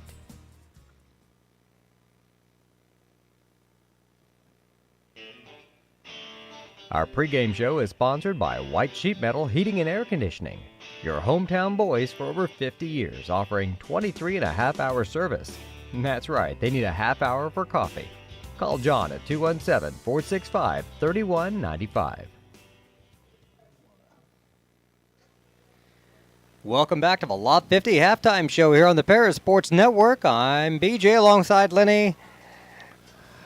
Usually we talk about second half, keys to victory, what do we need to change, what do we need to fix, and I say leave it alone. Yeah, if it's not broke, don't fix it. And right now it's not broke, so Tigers are clicking on all cylinders. Defense is looking really good. Offense is scoring pretty much at will, so I'd say just another 24 minutes like the first 24, and we're good to go. No, the only thing I've seen broke tonight is a couple of these Red Hill players. They've taken a thumping tonight, and we've seen a few of them hobble off the field and a couple with help, and we just want to wish them the best and hope that it's just little nagging things, nothing serious out there. Want all the boys to come away healthy after every contest. Well, Ponder, he definitely got his bell rung there in that early in that first quarter. He'd made 2 or 3 good tackles. I mean, he was probably one of their better defensive players, and they pretty well lit him up over here on this sideline. And I'm not sure he knew what county he was in. When he made the tackle. Yeah. And he delivered the blow that rung it. He rung his own bell.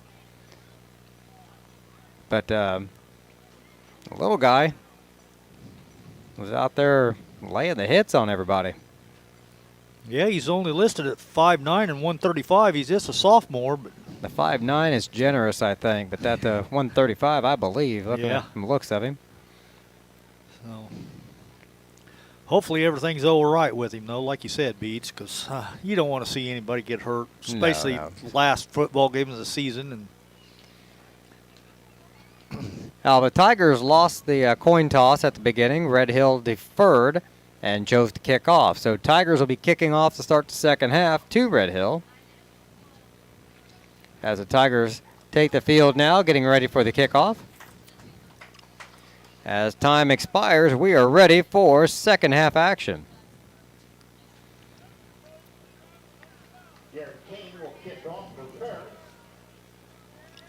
Fresh 12 minutes on the clock.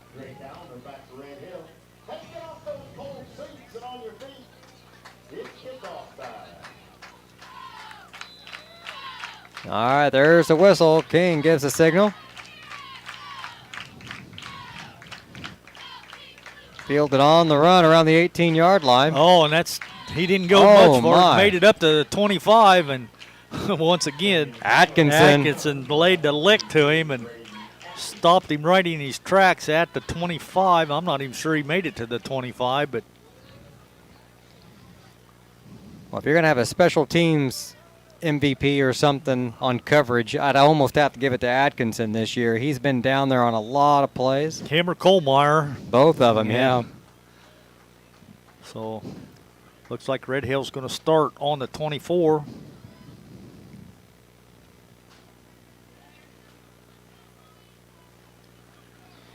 They're going to send one guy wide to the right. Wishbone in the backfield. Going to keep it in the option play. Pitches it. And turns it upfield. Wrestled out of bounds around the 28-yard line, 29. Paris come up with the football, but they're blowing him dead out of bounds. So. It's lucky just to hang on to that toss. Hell, he bobbled it a little bit, I think, on the toss, but he ended up hanging on to it. So.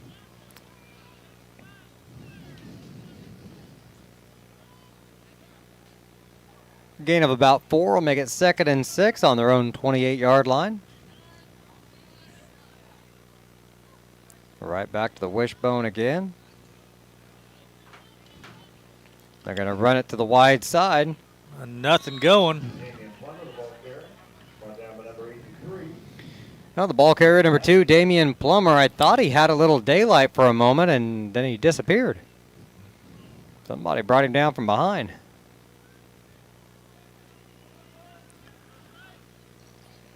Yeah, it's going to be no gain. It's going to bring up 3rd and 6. That front 7 for the Tigers tonight just really doing a great job on defense. All staying at home, covering the gaps, everything they're taught to do.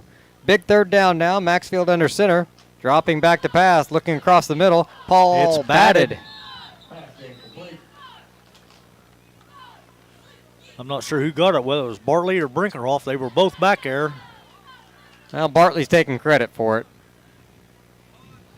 They're high-fiving him, so we'll give it to Logan. Are you going to argue with him? I mean, somebody not. Logan's side said, I hit it. You say, yes, sir. Yes, sir, Mr. Bartley. He's 6'5" and 310, so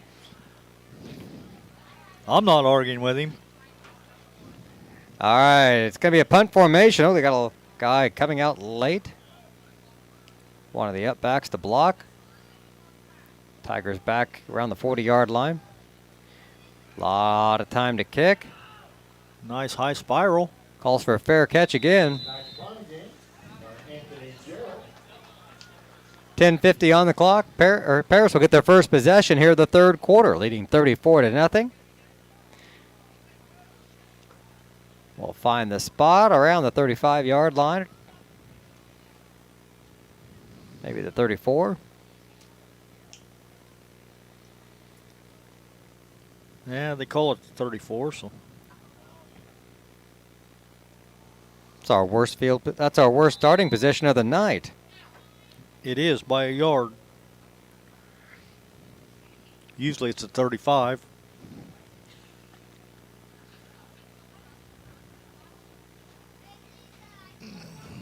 Shotgun formation, 2 wide receivers wide each side. High snap. Hands it off to Hutchings. Turns upfield, a little spin move.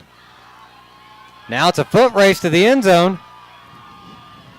Well, I think Hutch is going to win that race. That he is. Touchdown Tigers.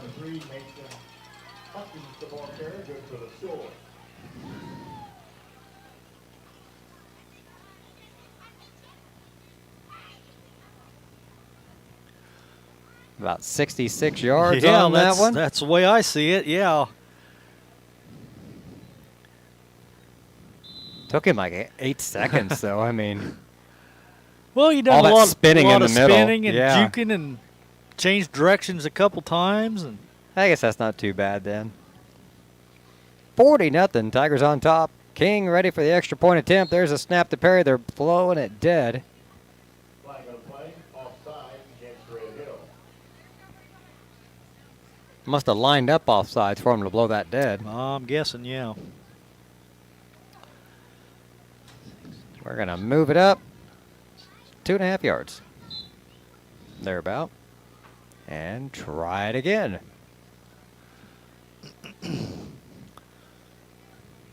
Snap to Perry. There's the hold. King with the kick. Easily got the distance this time, and it's good. So Paris goes up 41-0. 10:32 to go here in the third quarter. We'll be back in just a moment on the Paris Sports Network.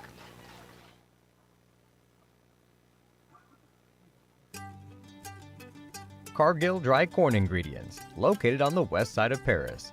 We believe the world eats better when we eat together. That's Cargill, helping the world thrive.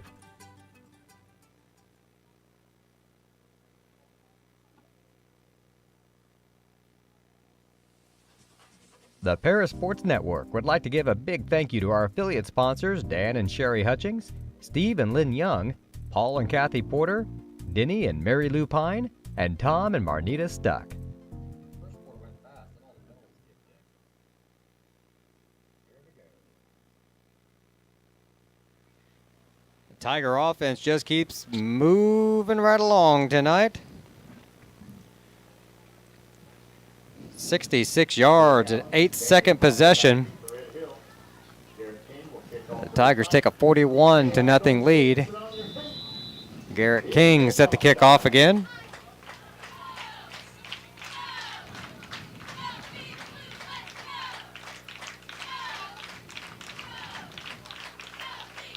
This one going to be fielded around the 14-yard line. A stiff arm.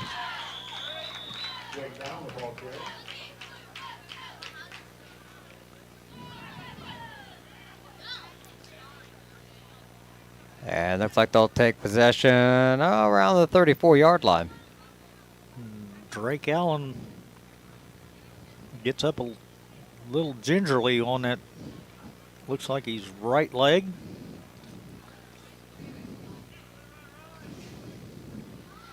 You get to this point in the season and this point in the game, Yeah. every one of them boys are getting off the ground a little gingerly right now. They've all got the bumps and bruises and sprains, and You're right there, it Beach. is rough. And it's been a short season. It's only been 6 games, but They're also playing basketball and baseball and no time to rest in between. There's a short handoff right up the middle to number 20, Benny Stimler. yeah, give him a yard.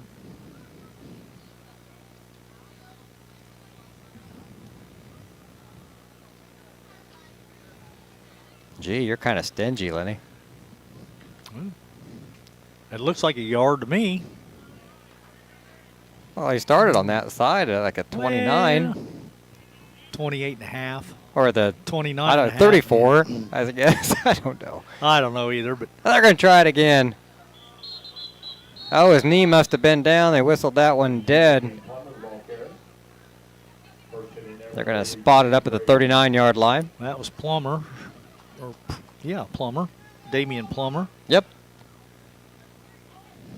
6 foot, 138-pound senior. I'll give him 4. That'll make up for the one I was short. Okay. Anyway, it's going to be 3rd and 5, so. That it is. Maxfield drops back to pass. Oh, no! Pass interference no flag way. flying on that one. That's horrible call. They're going to say he got to the receiver before the ball. No, he didn't. You and I both seen the play. I mean, it was almost simultaneously, if anything, but nonetheless, they're going to call it against Paris. So Well, that'll move it down and be 1st and 10 now at the 46-yard line.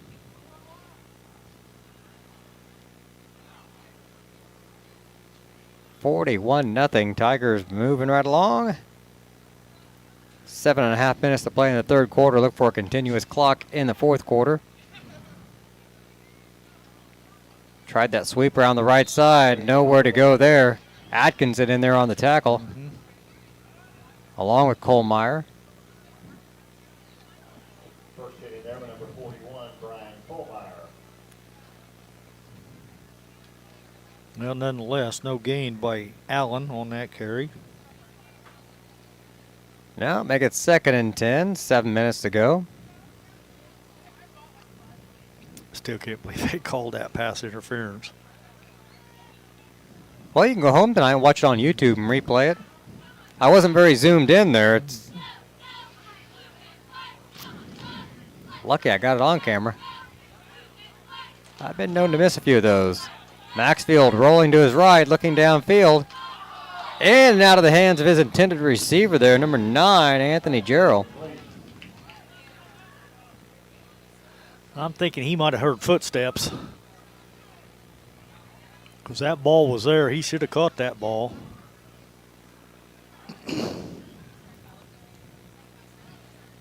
Clock ticking, 6:15.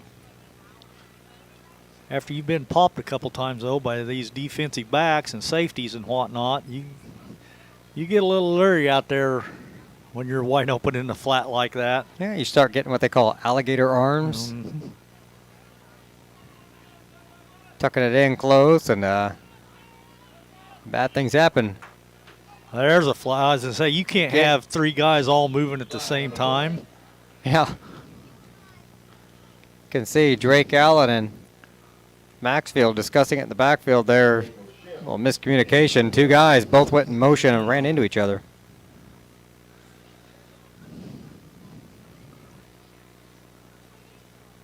I'm thinking they started that continuous clock already. It's still running down to. It is running. Yeah, it's down to 5:20, and with a penalty, you thought it would have stopped. Well, I think we declined it, didn't we? We Yep. did. Going to decline it and bring up 4th down. 4th down, yeah. 5 yards and an extra down. Just as easy to make them gain it all on 1 here with 4th down. 5 minutes to play. Tigers up 41-0 here in the 3rd quarter. Maxfield in the shotgun. 3 receivers to the right, 2 to the left. Tucks it in. He's just going to run a draw. Spins by the first guy. And then goes down pretty hard. Number 52, Connor Crunk with the tackle low. And he still come up short of the 1st down, so Tigers are going to take over on downs. That is a continuous clock, as it's still running even with the change of possession, down to 4.5 minutes.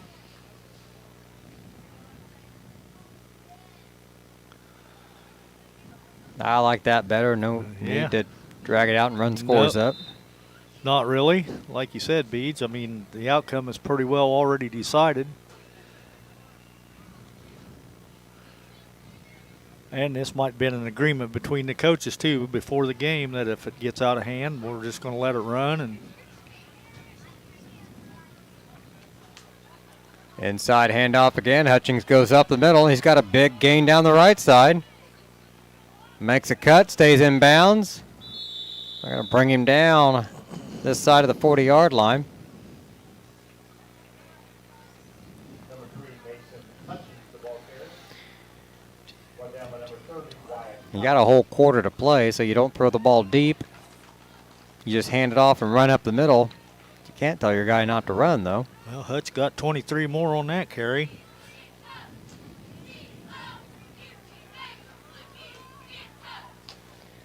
Perry in the backfield. 4 receivers to the left side. Brings the man in motion, hands it off to him in the jet sweep, and we got flags flying. That'll stop this play. False start, illegal motion actually on the Tigers.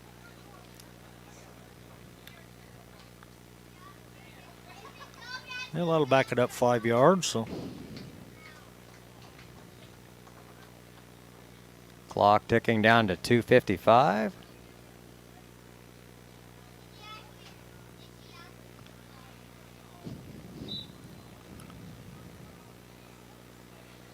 Nice to see the stands full here in Red Hill.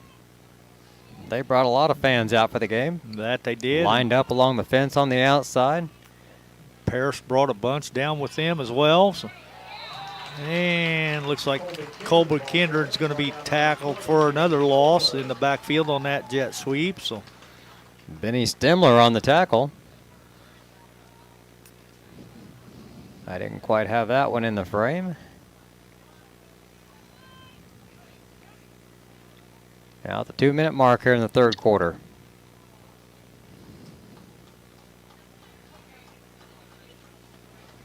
Not too bad of a drive down here to Red Hill, Lenny, but it sure is a lot nicer going home when you especially with a have had a big game win like yeah, this. for sure. That bus ride can get awful long when you're on the other end. For sure there. Perry looking back to pass. Pump fake, rolling to his right. It's going to keep it. Tries to stay back in bounds. And it's going to be a loss back around the 48-yard line. Now they're trying to keep the clock running, but I'm not sure it would stop if they went out. I don't know that it would either.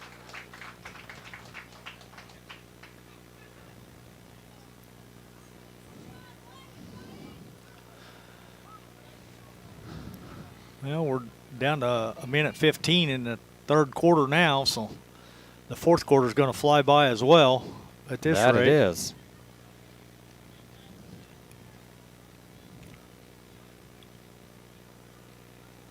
Tigers just letting all kinds of time run off. Timeout, Paris. Yeah, they call timeout for some reason, so had a big third and forever coming up. We'll take a quick timeout as well. We'll be back in just a moment on the Paris Sports Network. Hey, we're still collecting money in concession stand for the injury. Church Insurance is an independent agency specializing in home and auto, life and health, as well as business and farm insurance. For over 100 years, Church Insurance has been servicing Edgar and surrounding counties. Stop by their office at 116 East Court Street and talk to Bruce, Ann, or Tay, and let them take care of your insurance needs. You can also give them a call at 465-4022 or visit their website at churchinsagency.com.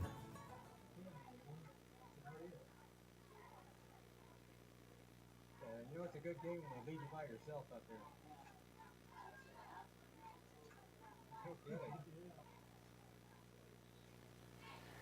Welcome back to Red Hill. The Tigers on top, 41-0. 56 seconds to go here in the third quarter. Timeout called by the Tigers, facing a third and... Fourth and 22. Is it fourth now? That's, Yard marker says third.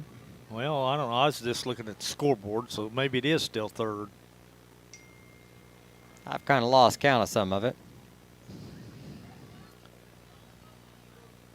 See what our partner in crime, Jim Blue, has to say. Well, he said we sound good, I think. Yeah, that's what he says. Is he listening to the right guys? I don't know. Maybe we've got him fooled, though. Well, that's because it's the camera's pointing at the game. We sound better than we look, at least, I'm sure. Tigers handed off right back up the middle. Big gain.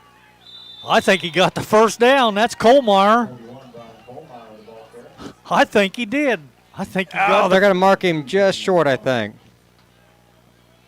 Well, the yard official signaled first down. They did signal first down. The chains haven't moved, though.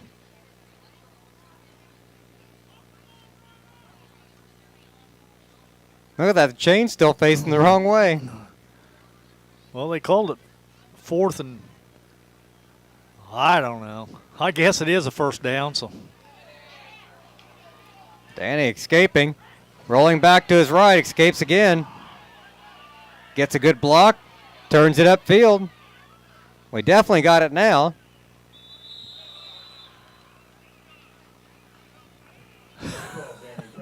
I'm not sure. So first down and nothing. We got another first down. Now the change just realized, wait a second. What were we doing? I don't know. I'm not sure they know either, but Perry picked up about, I don't know. Well, now they're moving it all together, so I don't know what Perry picked up. I'm thinking 11. Yeah, got it down to the 20. And we're just past it inside the 20 or so, and it was spotted around the 30-yard line. So I'm giving him 11. So. All right. Well, he earned it either way because he ran like 63. Yeah, he was clear back here around the 42, 43-yard line when he reversed field again and went back over to the Tiger side of the field. So. All right, so when we come back, start of the fourth quarter, it's going to be Tigers 41, Salukis nothing, with 12 minutes, a continuous clock coming your way in just a moment on the Paris Sports Network.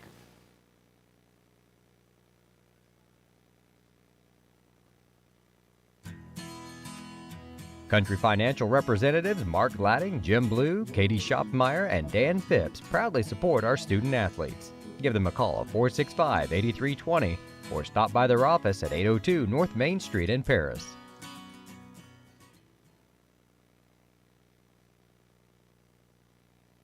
Back at 3, 2, 1. One more quarter to play here from Red Hill. Tigers on top 41-0.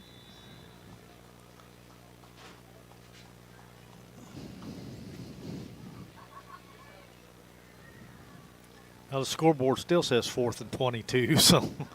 They might have gone home too. Handoff right back up the middle. Jude Sullivan, I believe. And the clock's not even running, so maybe the scoreboard operator did go home. Well, it's got back to 1st and 10. Now the clock started.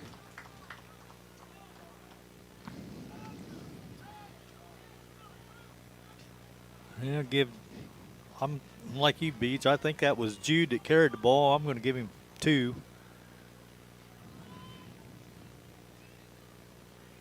He's going to run to his left this time. Sullivan in for the score. Number 33, Jude Sullivan, the ball carrier, good for the score. Works for me. All right.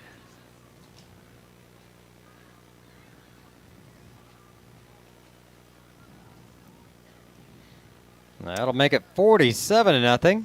I think it was a 17-yard because it was on the 19. He gained 2 to the 17, so I'm going to give him a 17-yard run for the touchdown. So.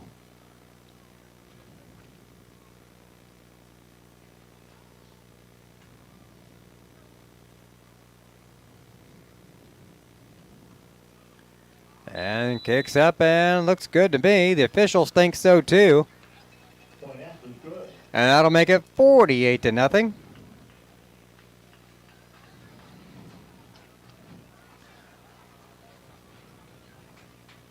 Tigers looking good. We'll take another quick break. Be back with the kickoff in just a moment here on the Paris Sports Network.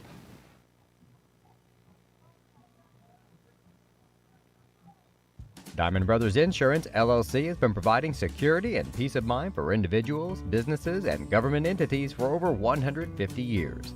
Their agency philosophy is to serve their communities with excellent service, advanced technology, and comprehensive insurance protection.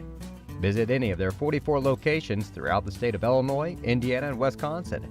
You can give them a call at 465-5041 or stop by 111 Sheriff Street in Paris.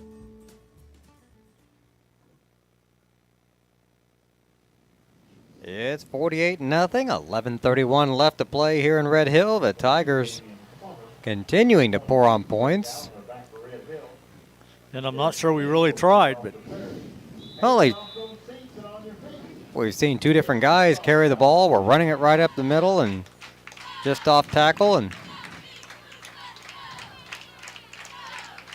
that kick was deep back inside the 10.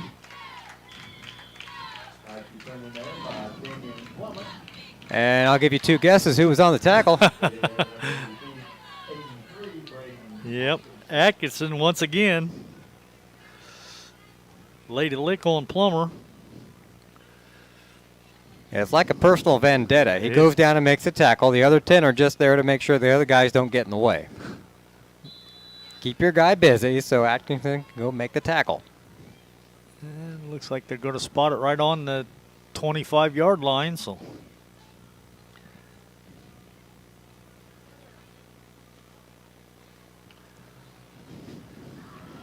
Continuous clock is still rolling. And maybe we'll have a 10-minute drive here and we can pack it in.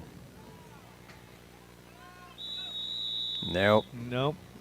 Well, it still might be a 10-minute drive because they're not going to stop the clock. No. That's how you get a 10-minute drive. Well, that was a delay of game, so. We're going to back it up 5.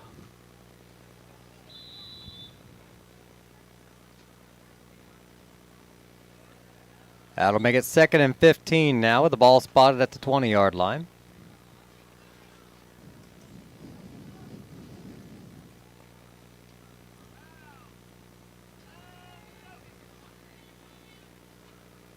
Big hit in the backfield. Yeah, it was. Not much happening there.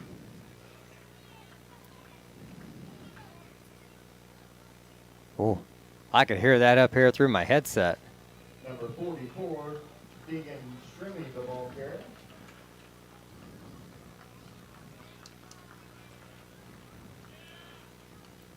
Our microphones sit about an inch from our mouth so you can hear us clearly. When you can hear the collision all the way up here in the press booth through the microphone. And with our headsets on. And that's impressive. Yeah.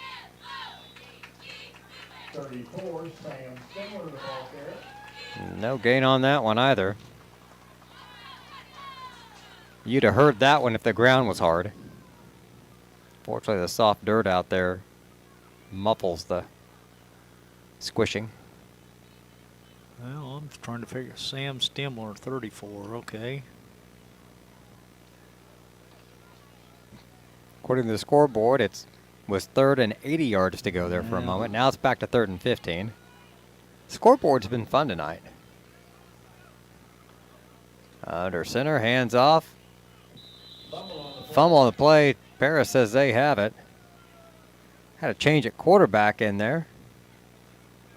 Well, that would maybe cause a fumble. Number 12 came in, Hayden Arbuckle. He's just a freshman. And I think the Tigers did get the fumble. Covered by Paris.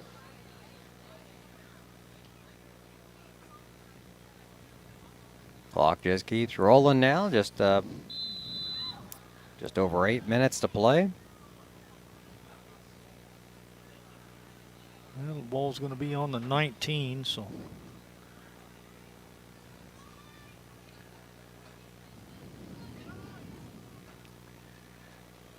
See what they do. This is the point where you're like, hey, Billy, you want to run the ball? And you know some of them freshmen and sophomores that's been over there taking a beating all year, they're going to say, yeah, put me in, coach. Tigers take a delay of game penalty, just running more time off the clock here.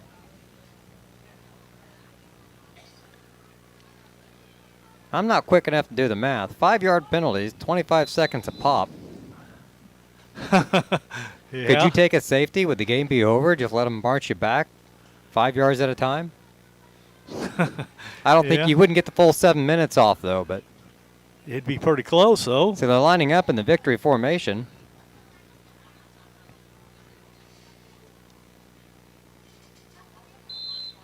Snap the ball, take a knee.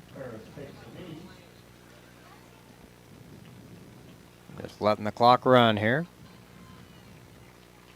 Well, there's no point in actually running the offense because we've been scoring pretty much at will anyway. So if we run a play, who's to say we wouldn't score again? And we're already up 48-0. What's the point? So yeah. I'll just let the play clock run down to 10. Looks like they're probably going to take a delay game penalty here again. You might be right. I don't know how far back we can actually go, but nope, they're going to call timeout.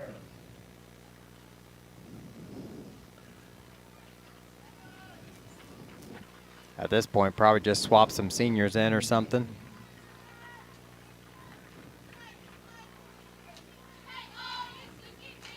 Maybe what they've done now, they've got all their lined up in a straight line out there.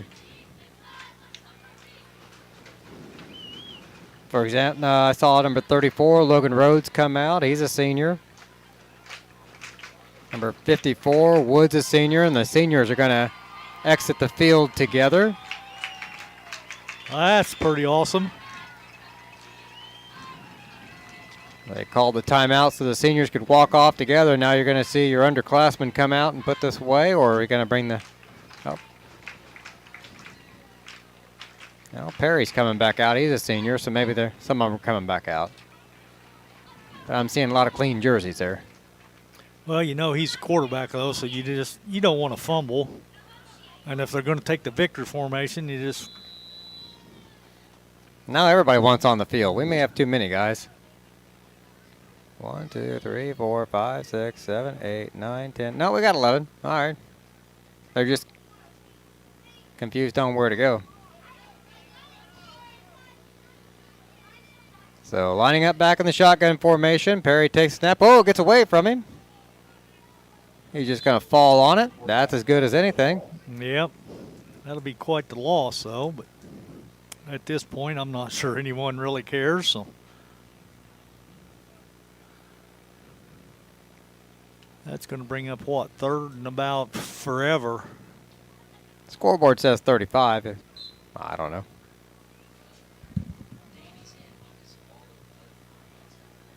Oh, I see. Our insider in the booth says Danny's in because we have no other quarterbacks. They've all been quarantined.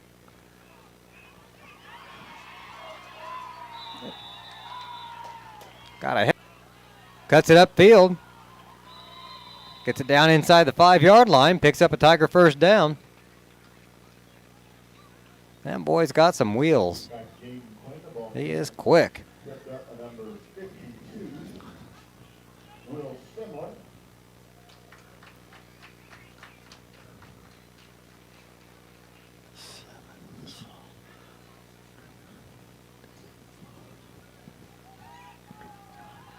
And players subbing in and out, getting some more bodies in there. Clock ticking down, 4.5 minutes to play.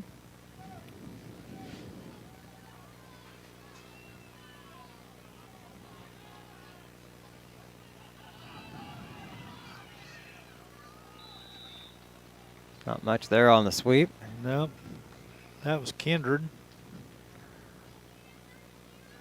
He might have even lost a yard or two. Brought down by number 11, Reese Ralston.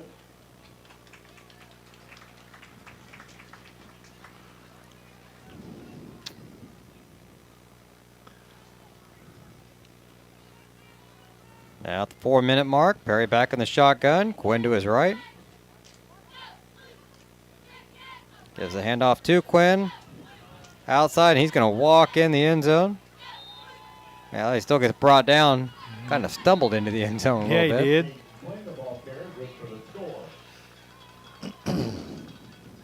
He comes up limping.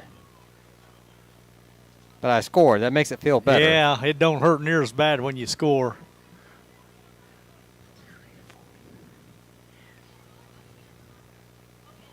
All right, Quinn's going to limp off the field there, so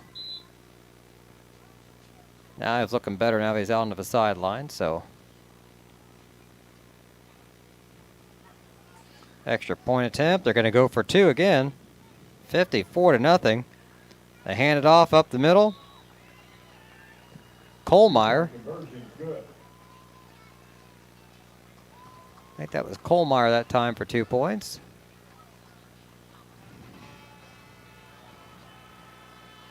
Yeah. 3:43 to go. The clock stops for a moment. 56-0 the score. Paris still rolling. We'll be back in just a moment with the kickoff right after this on the Paris Sports Network.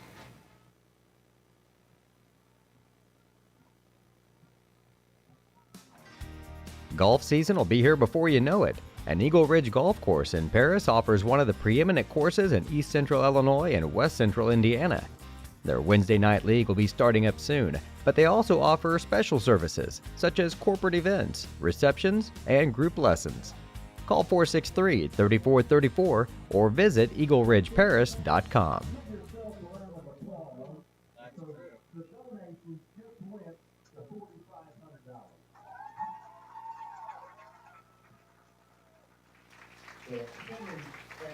Welcome back. PA announcer just announced to everyone here in Florida that they've raised $4,500 at the concession stand for a local family in need.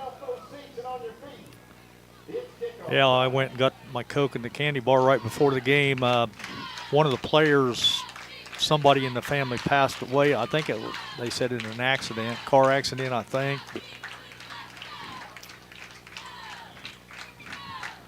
Kick out of bounds. They'll get it at the 35. You know, you watch the news and it's just full of all the political unrest and the rioting and the shootings and all this just horrible stuff in the world right now. And it's good to know that folks will still step up, help each other out, take care of each other when they're needed, and especially in small communities like this, it's nice to not be around all that other stuff for a little while and just enjoy a football game, some people coming together, and I know what it's all about. Throwed in my change. I gave her a $5 for a Coke and a candy bar. I think she said it was $3. I said keep the change. So she said, well, we'll put it in the helmet. I said, wherever you want to do with it, that's fine. Clock ticking away, under 3 minutes to play. Ball carrier that time, number 30. Haven't called that one yet. Wyatt Cox. A sophomore for the Salukis.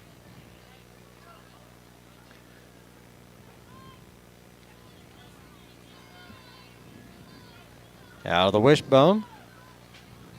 Try to run off the right tackle and toss down in the backfield, number 11. Reese Ralston?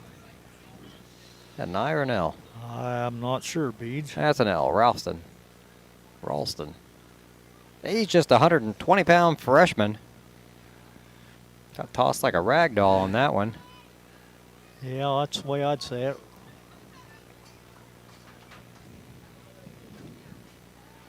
Inside 2 minutes to play. Hand it off again up the middle. And they're going to whistle that one before he can go down. 34, Sam Stimler, the ball carrier.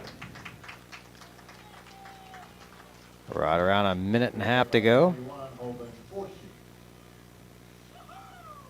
Stimler there, another freshman, get the carry that time.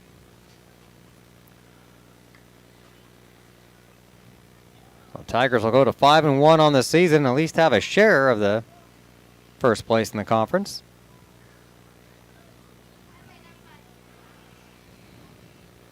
Well, we got 4th and about 3. Right at a minute to play.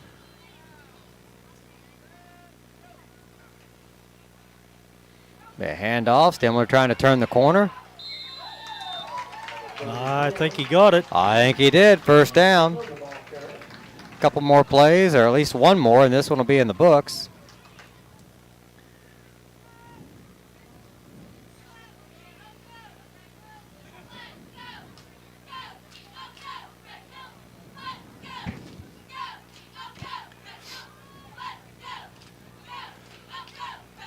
Ball spotted. Well, about the 49. This will be the last play because it's down to 25 seconds now. So yeah, it took a long time to get this one off. Handoff up the middle and a cloud of dust, and this one's in the books. Number 30, Wyatt Cox, the ball carrier. Wyatt Cox picks up a yard or so, and I'll give him 2. that's nice of you, Lenny. Well, that's going to be the end. So Trying to chase Coach down. I think they're going after one of the assistants now. Going after John down there. I don't know if they're going to catch you. They're wearing him out. That's it, yeah. They cornered him. 12-13, that was picked to go 0-6. Oh, they missed him. Missed him. Doggone it. That was funny. Oh, all right, they're going to get him with the water bottles. Garrett's not going to miss. That was Chip there, wasn't it? Yeah, that was Chip. John in front of him there. Yeah, there's John. They got Chip, and all right. We'll see how sticky Coach Claude is if he gets up there. I'm sure he's going to be a little damp, too. They got Gatorade bottles flying everywhere.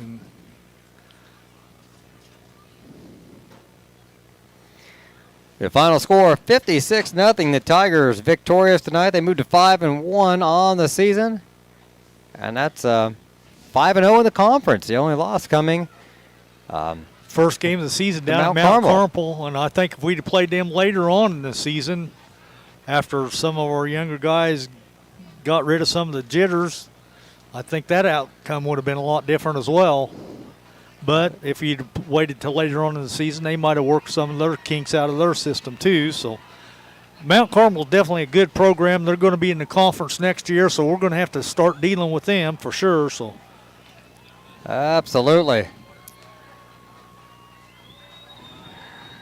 All right, we're going to play a few spots here and thank some of our sponsors. And hopefully have a chat with Coach Claude coming up here real soon in just a moment. We'll have some post-game stats for you.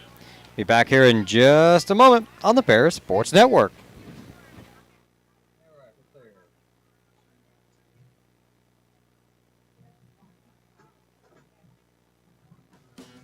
Great Heart Seed is dedicated to providing the American farmer with the most profitable corn, soybean, wheat, and alfalfa lines. Their vision is to work on your farm, helping you build higher yields and bigger profits. Contact them at 465-4132. Great Heart, great yields.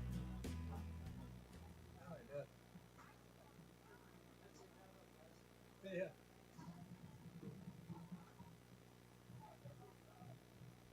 For nearly 100 years, farmers have counted on FS to provide agriculture-related products and services. Call 465-1560 for fuels, lubricants, or propane for home and farm use.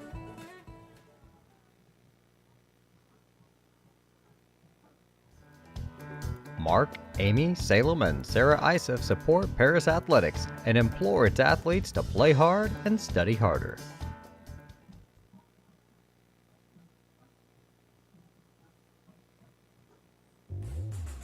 Lot 50 Brewing, located at 112 East Court Street, is the only brewing company in town.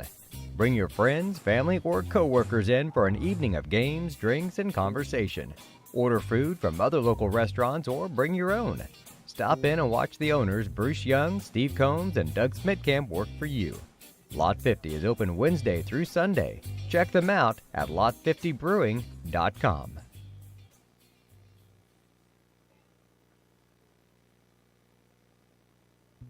See Diamond Financial for all of your income tax needs. Ben Lucan has 30 years of income tax preparation experience. He and his well-trained staff can take care of all of your personal, corporate, partnership, trust, and not-for-profit tax returns. They'll also take care of all of your payroll and bookkeeping needs as well. See them at 208 East Jasper Street or call 465-8562.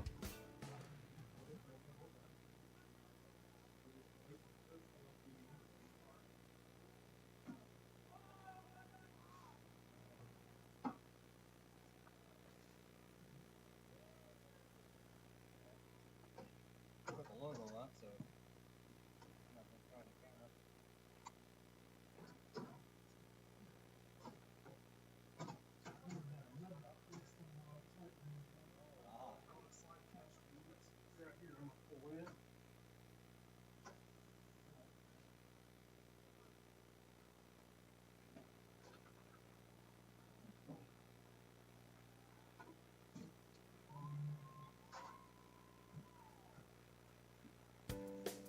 Make plans to attend Lake Ridge Christian Church this Sunday, either for their traditional service at 8 a.m. or their contemporary service at 10:30 a.m. There's something for everyone at Lake Ridge, from infants to the more seasoned generation. Visit their website at lakeridgechurch.org or find them on Facebook to watch their service each Sunday morning at 10:30.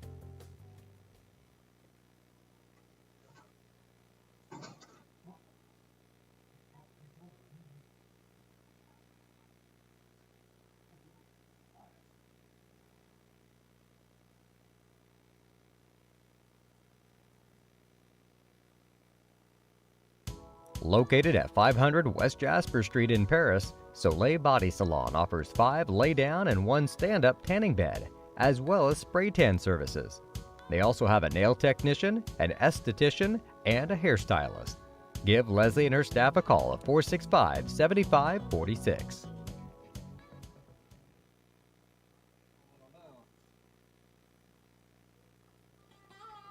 Located at the Paris Airport, Seed Solutions wants to wish the best to all Paris Tiger teams this season. Contact Chip or Bethany Keys at 251-0153.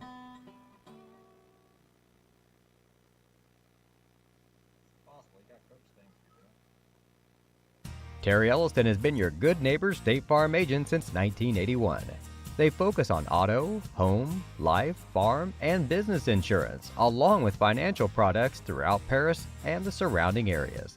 Their mission is to put the interest of others ahead of their own. They're committed to doing whatever is needed to meet their customers' needs and to truly be a good neighbor by serving the community in which they work and live. Call State Farm for a free auto insurance quote at 465-8548.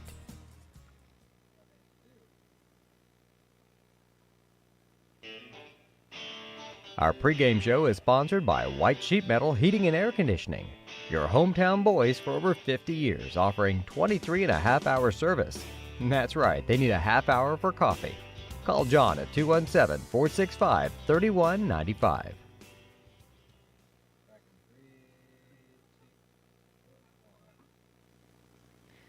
Welcome back to Red Hill. The final score 56-0.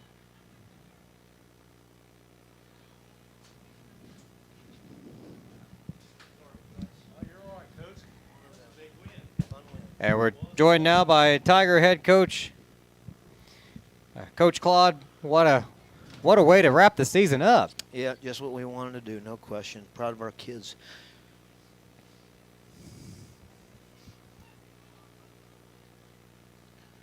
You're not supposed to know when it's over. I mean, we've become accustomed to not knowing when it's over, playing a playoff game in November and not knowing it was the end. So this week was it was emotional, I think, just because our kids knew. And then we had the weather, a blizzard on whatever day, and practiced through it. And our kids have just done such a remarkable job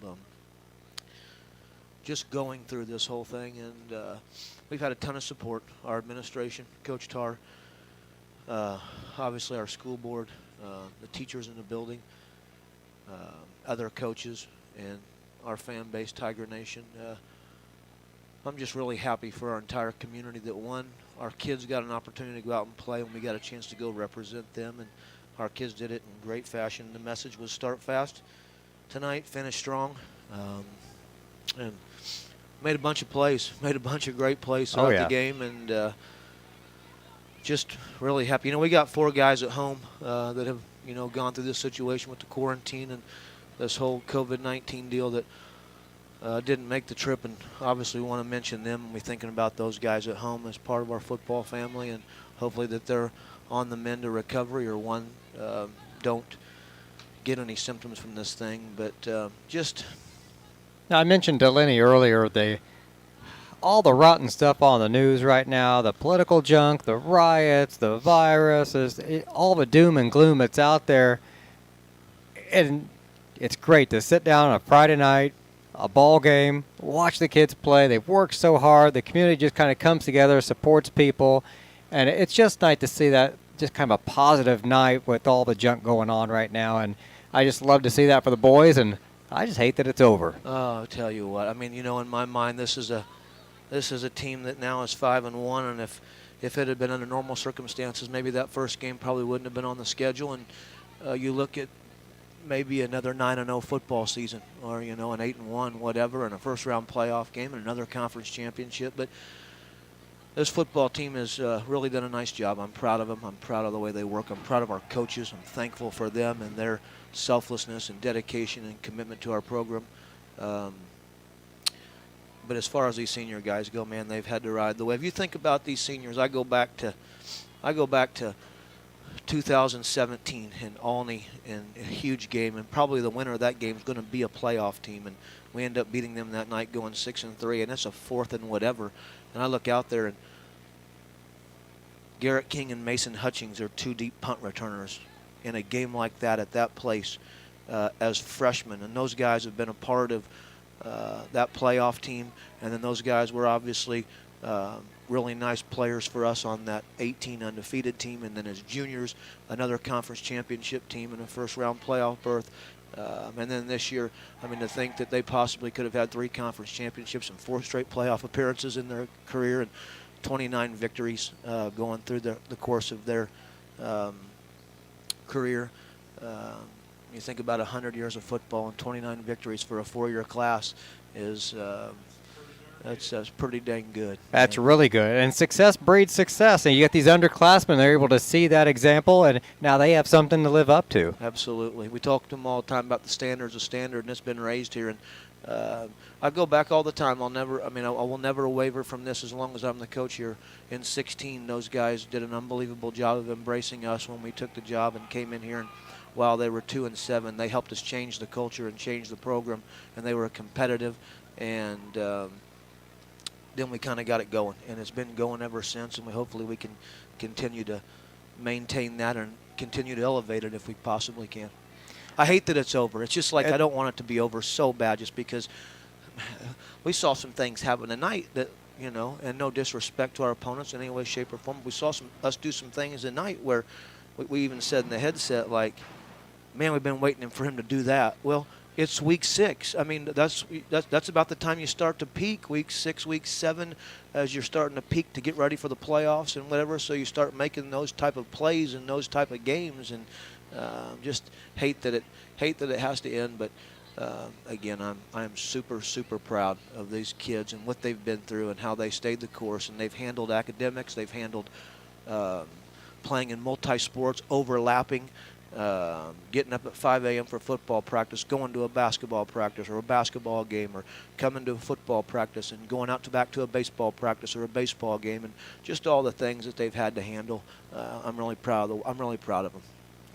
Well, you've said it all there. I can't imagine complimenting the boys anymore on this type of season and the career they've had, and looking forward to next year already. Amen. No question.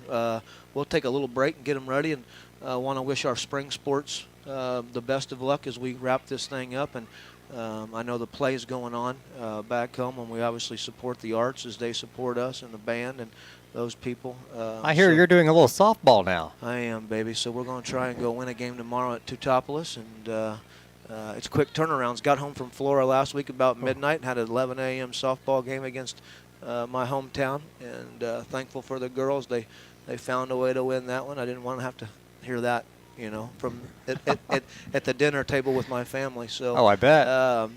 Yeah, it's it'll be fun, and wish the spring sport kids the best of luck. Obviously, congratulate the drama kids and the play kids for what they're doing back at home, and look forward to seeing that Sunday.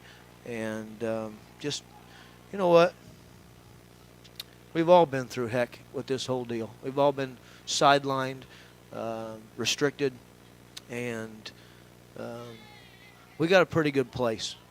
Paris, Illinois is a pretty good place. People make a place, and we got a bunch of good people, and I am proud and honored to be a part of Tiger Nation. All right, Coach. Well, thanks for coming up tonight. We'll let you get on your way. We got a good drive home, so let's get out of here, and let's guys. Thank you, real quick too. You're welcome. You. Thanks for going on the road. Thanks for showing the people back home the games. They get to stay home and watch, and whether it's at home or on the road, whatever. Appreciate you guys and your time and your commitment to our program and all of Paris Athletics. Thank you. All right, thank you, all right, Coach. Thanks. That's Paris head coach Jeremy Clodfelter checking in with us after the game again. Again, the Tigers victorious tonight, 56-0. What a way to wrap up the season. Boy, it is, Bede. So, you know, the stats didn't really change much, especially their side. I think they only gained an extra 18 yards the second half. I think Maxfield had 2 more carries for 6 more yards than he had in the first half, so he ends up with 3 carries and 9 yards. Drake Allen ends up with 7 carries and 18 yards. So, like I said, and they never ever completed a pass the whole football game. Our guys just did, like you said, just pretty much whatever we wanted to do. I'll mention some of these guys though that don't normally touch the ball that didn't in that first half. Jude Sullivan ends up getting a touchdown there in that second half. He ends up with 4 carries and 42 yards and the touchdown. Let's see, in the third quarter, we had the 66-yard run by Hutch for a touchdown. And then in the fourth quarter, it was a 17-yard run by Sullivan. And then late in the fourth quarter, it was a 9-yard run by Quinn. Quinn ended up with 3 carries and 48 yards. So, you know, he's going to be a running back of the future for sure, because he's only a sophomore. So Granted, yeah, I'm sure he's going to have to pack on a little weight because he's only 135 and 5'6". He's a little guy. He's about your size, Beads, when you played football. So That's still about my size. What are you talking about? So anyway, I think we're going to pretty much wrap things up. That is pretty much a no-brainer that second half, as the clock ran the whole second half, and it was pretty much put away even before the second half started, actually. So. We do have another congratulations to go out tonight to former Lady Tiger Carrington Crable. She's playing basketball over at Lakeland. Right. And the Lady Lakers won today 68-47 over Parkland College in the Final Four and are now headed to the national championship game. Well, that's awesome. Yes, it is. Yeah, good luck there, Yeah. Carrington. Good job. All right, I think that's going to do it for Illini and I tonight from here in Red Hill. Bridgeport. Is that where we're at technically? Yep. Okay, so here at Red Hill High School, the Tigers victorious 56-0. Thank you, everybody, for listening. You've had the Tiger football on the Paris Sports Network. Have a wonderful evening, everyone. All right, so Jeff texted and said. You've been listening to Paris Tiger Sports on the Paris Sports Network, brought to you by White Sheet Metal Heating and Air Conditioning, Lot 50 Brewing, Church Insurance Agency, Cargill Dry Corn Ingredients, Diamond Brothers Insurance, Ingram Waste Disposal, Seed Solutions, Allied IFS, Country Financial, Lake Ridge Christian Church, State Farm Insurance Agent Terry Elliston, Eagle Ridge Golf Course, Diamond Financial Consultants, Soleil Body Salon, Great Heart Seed, and our affiliate sponsors, Dan and Sherry Hutchings, Steve and Lynn Young, Paul and Kathy Porter, Denny and Mary Lou Pine, Tom and Marnita Stuck, Doc and Donna Moody, Jeff and Stephanie Moody at Moody Farms, Chad and Stephanie Crampton, and Mark, Amy, Salem, and Sarah Isa.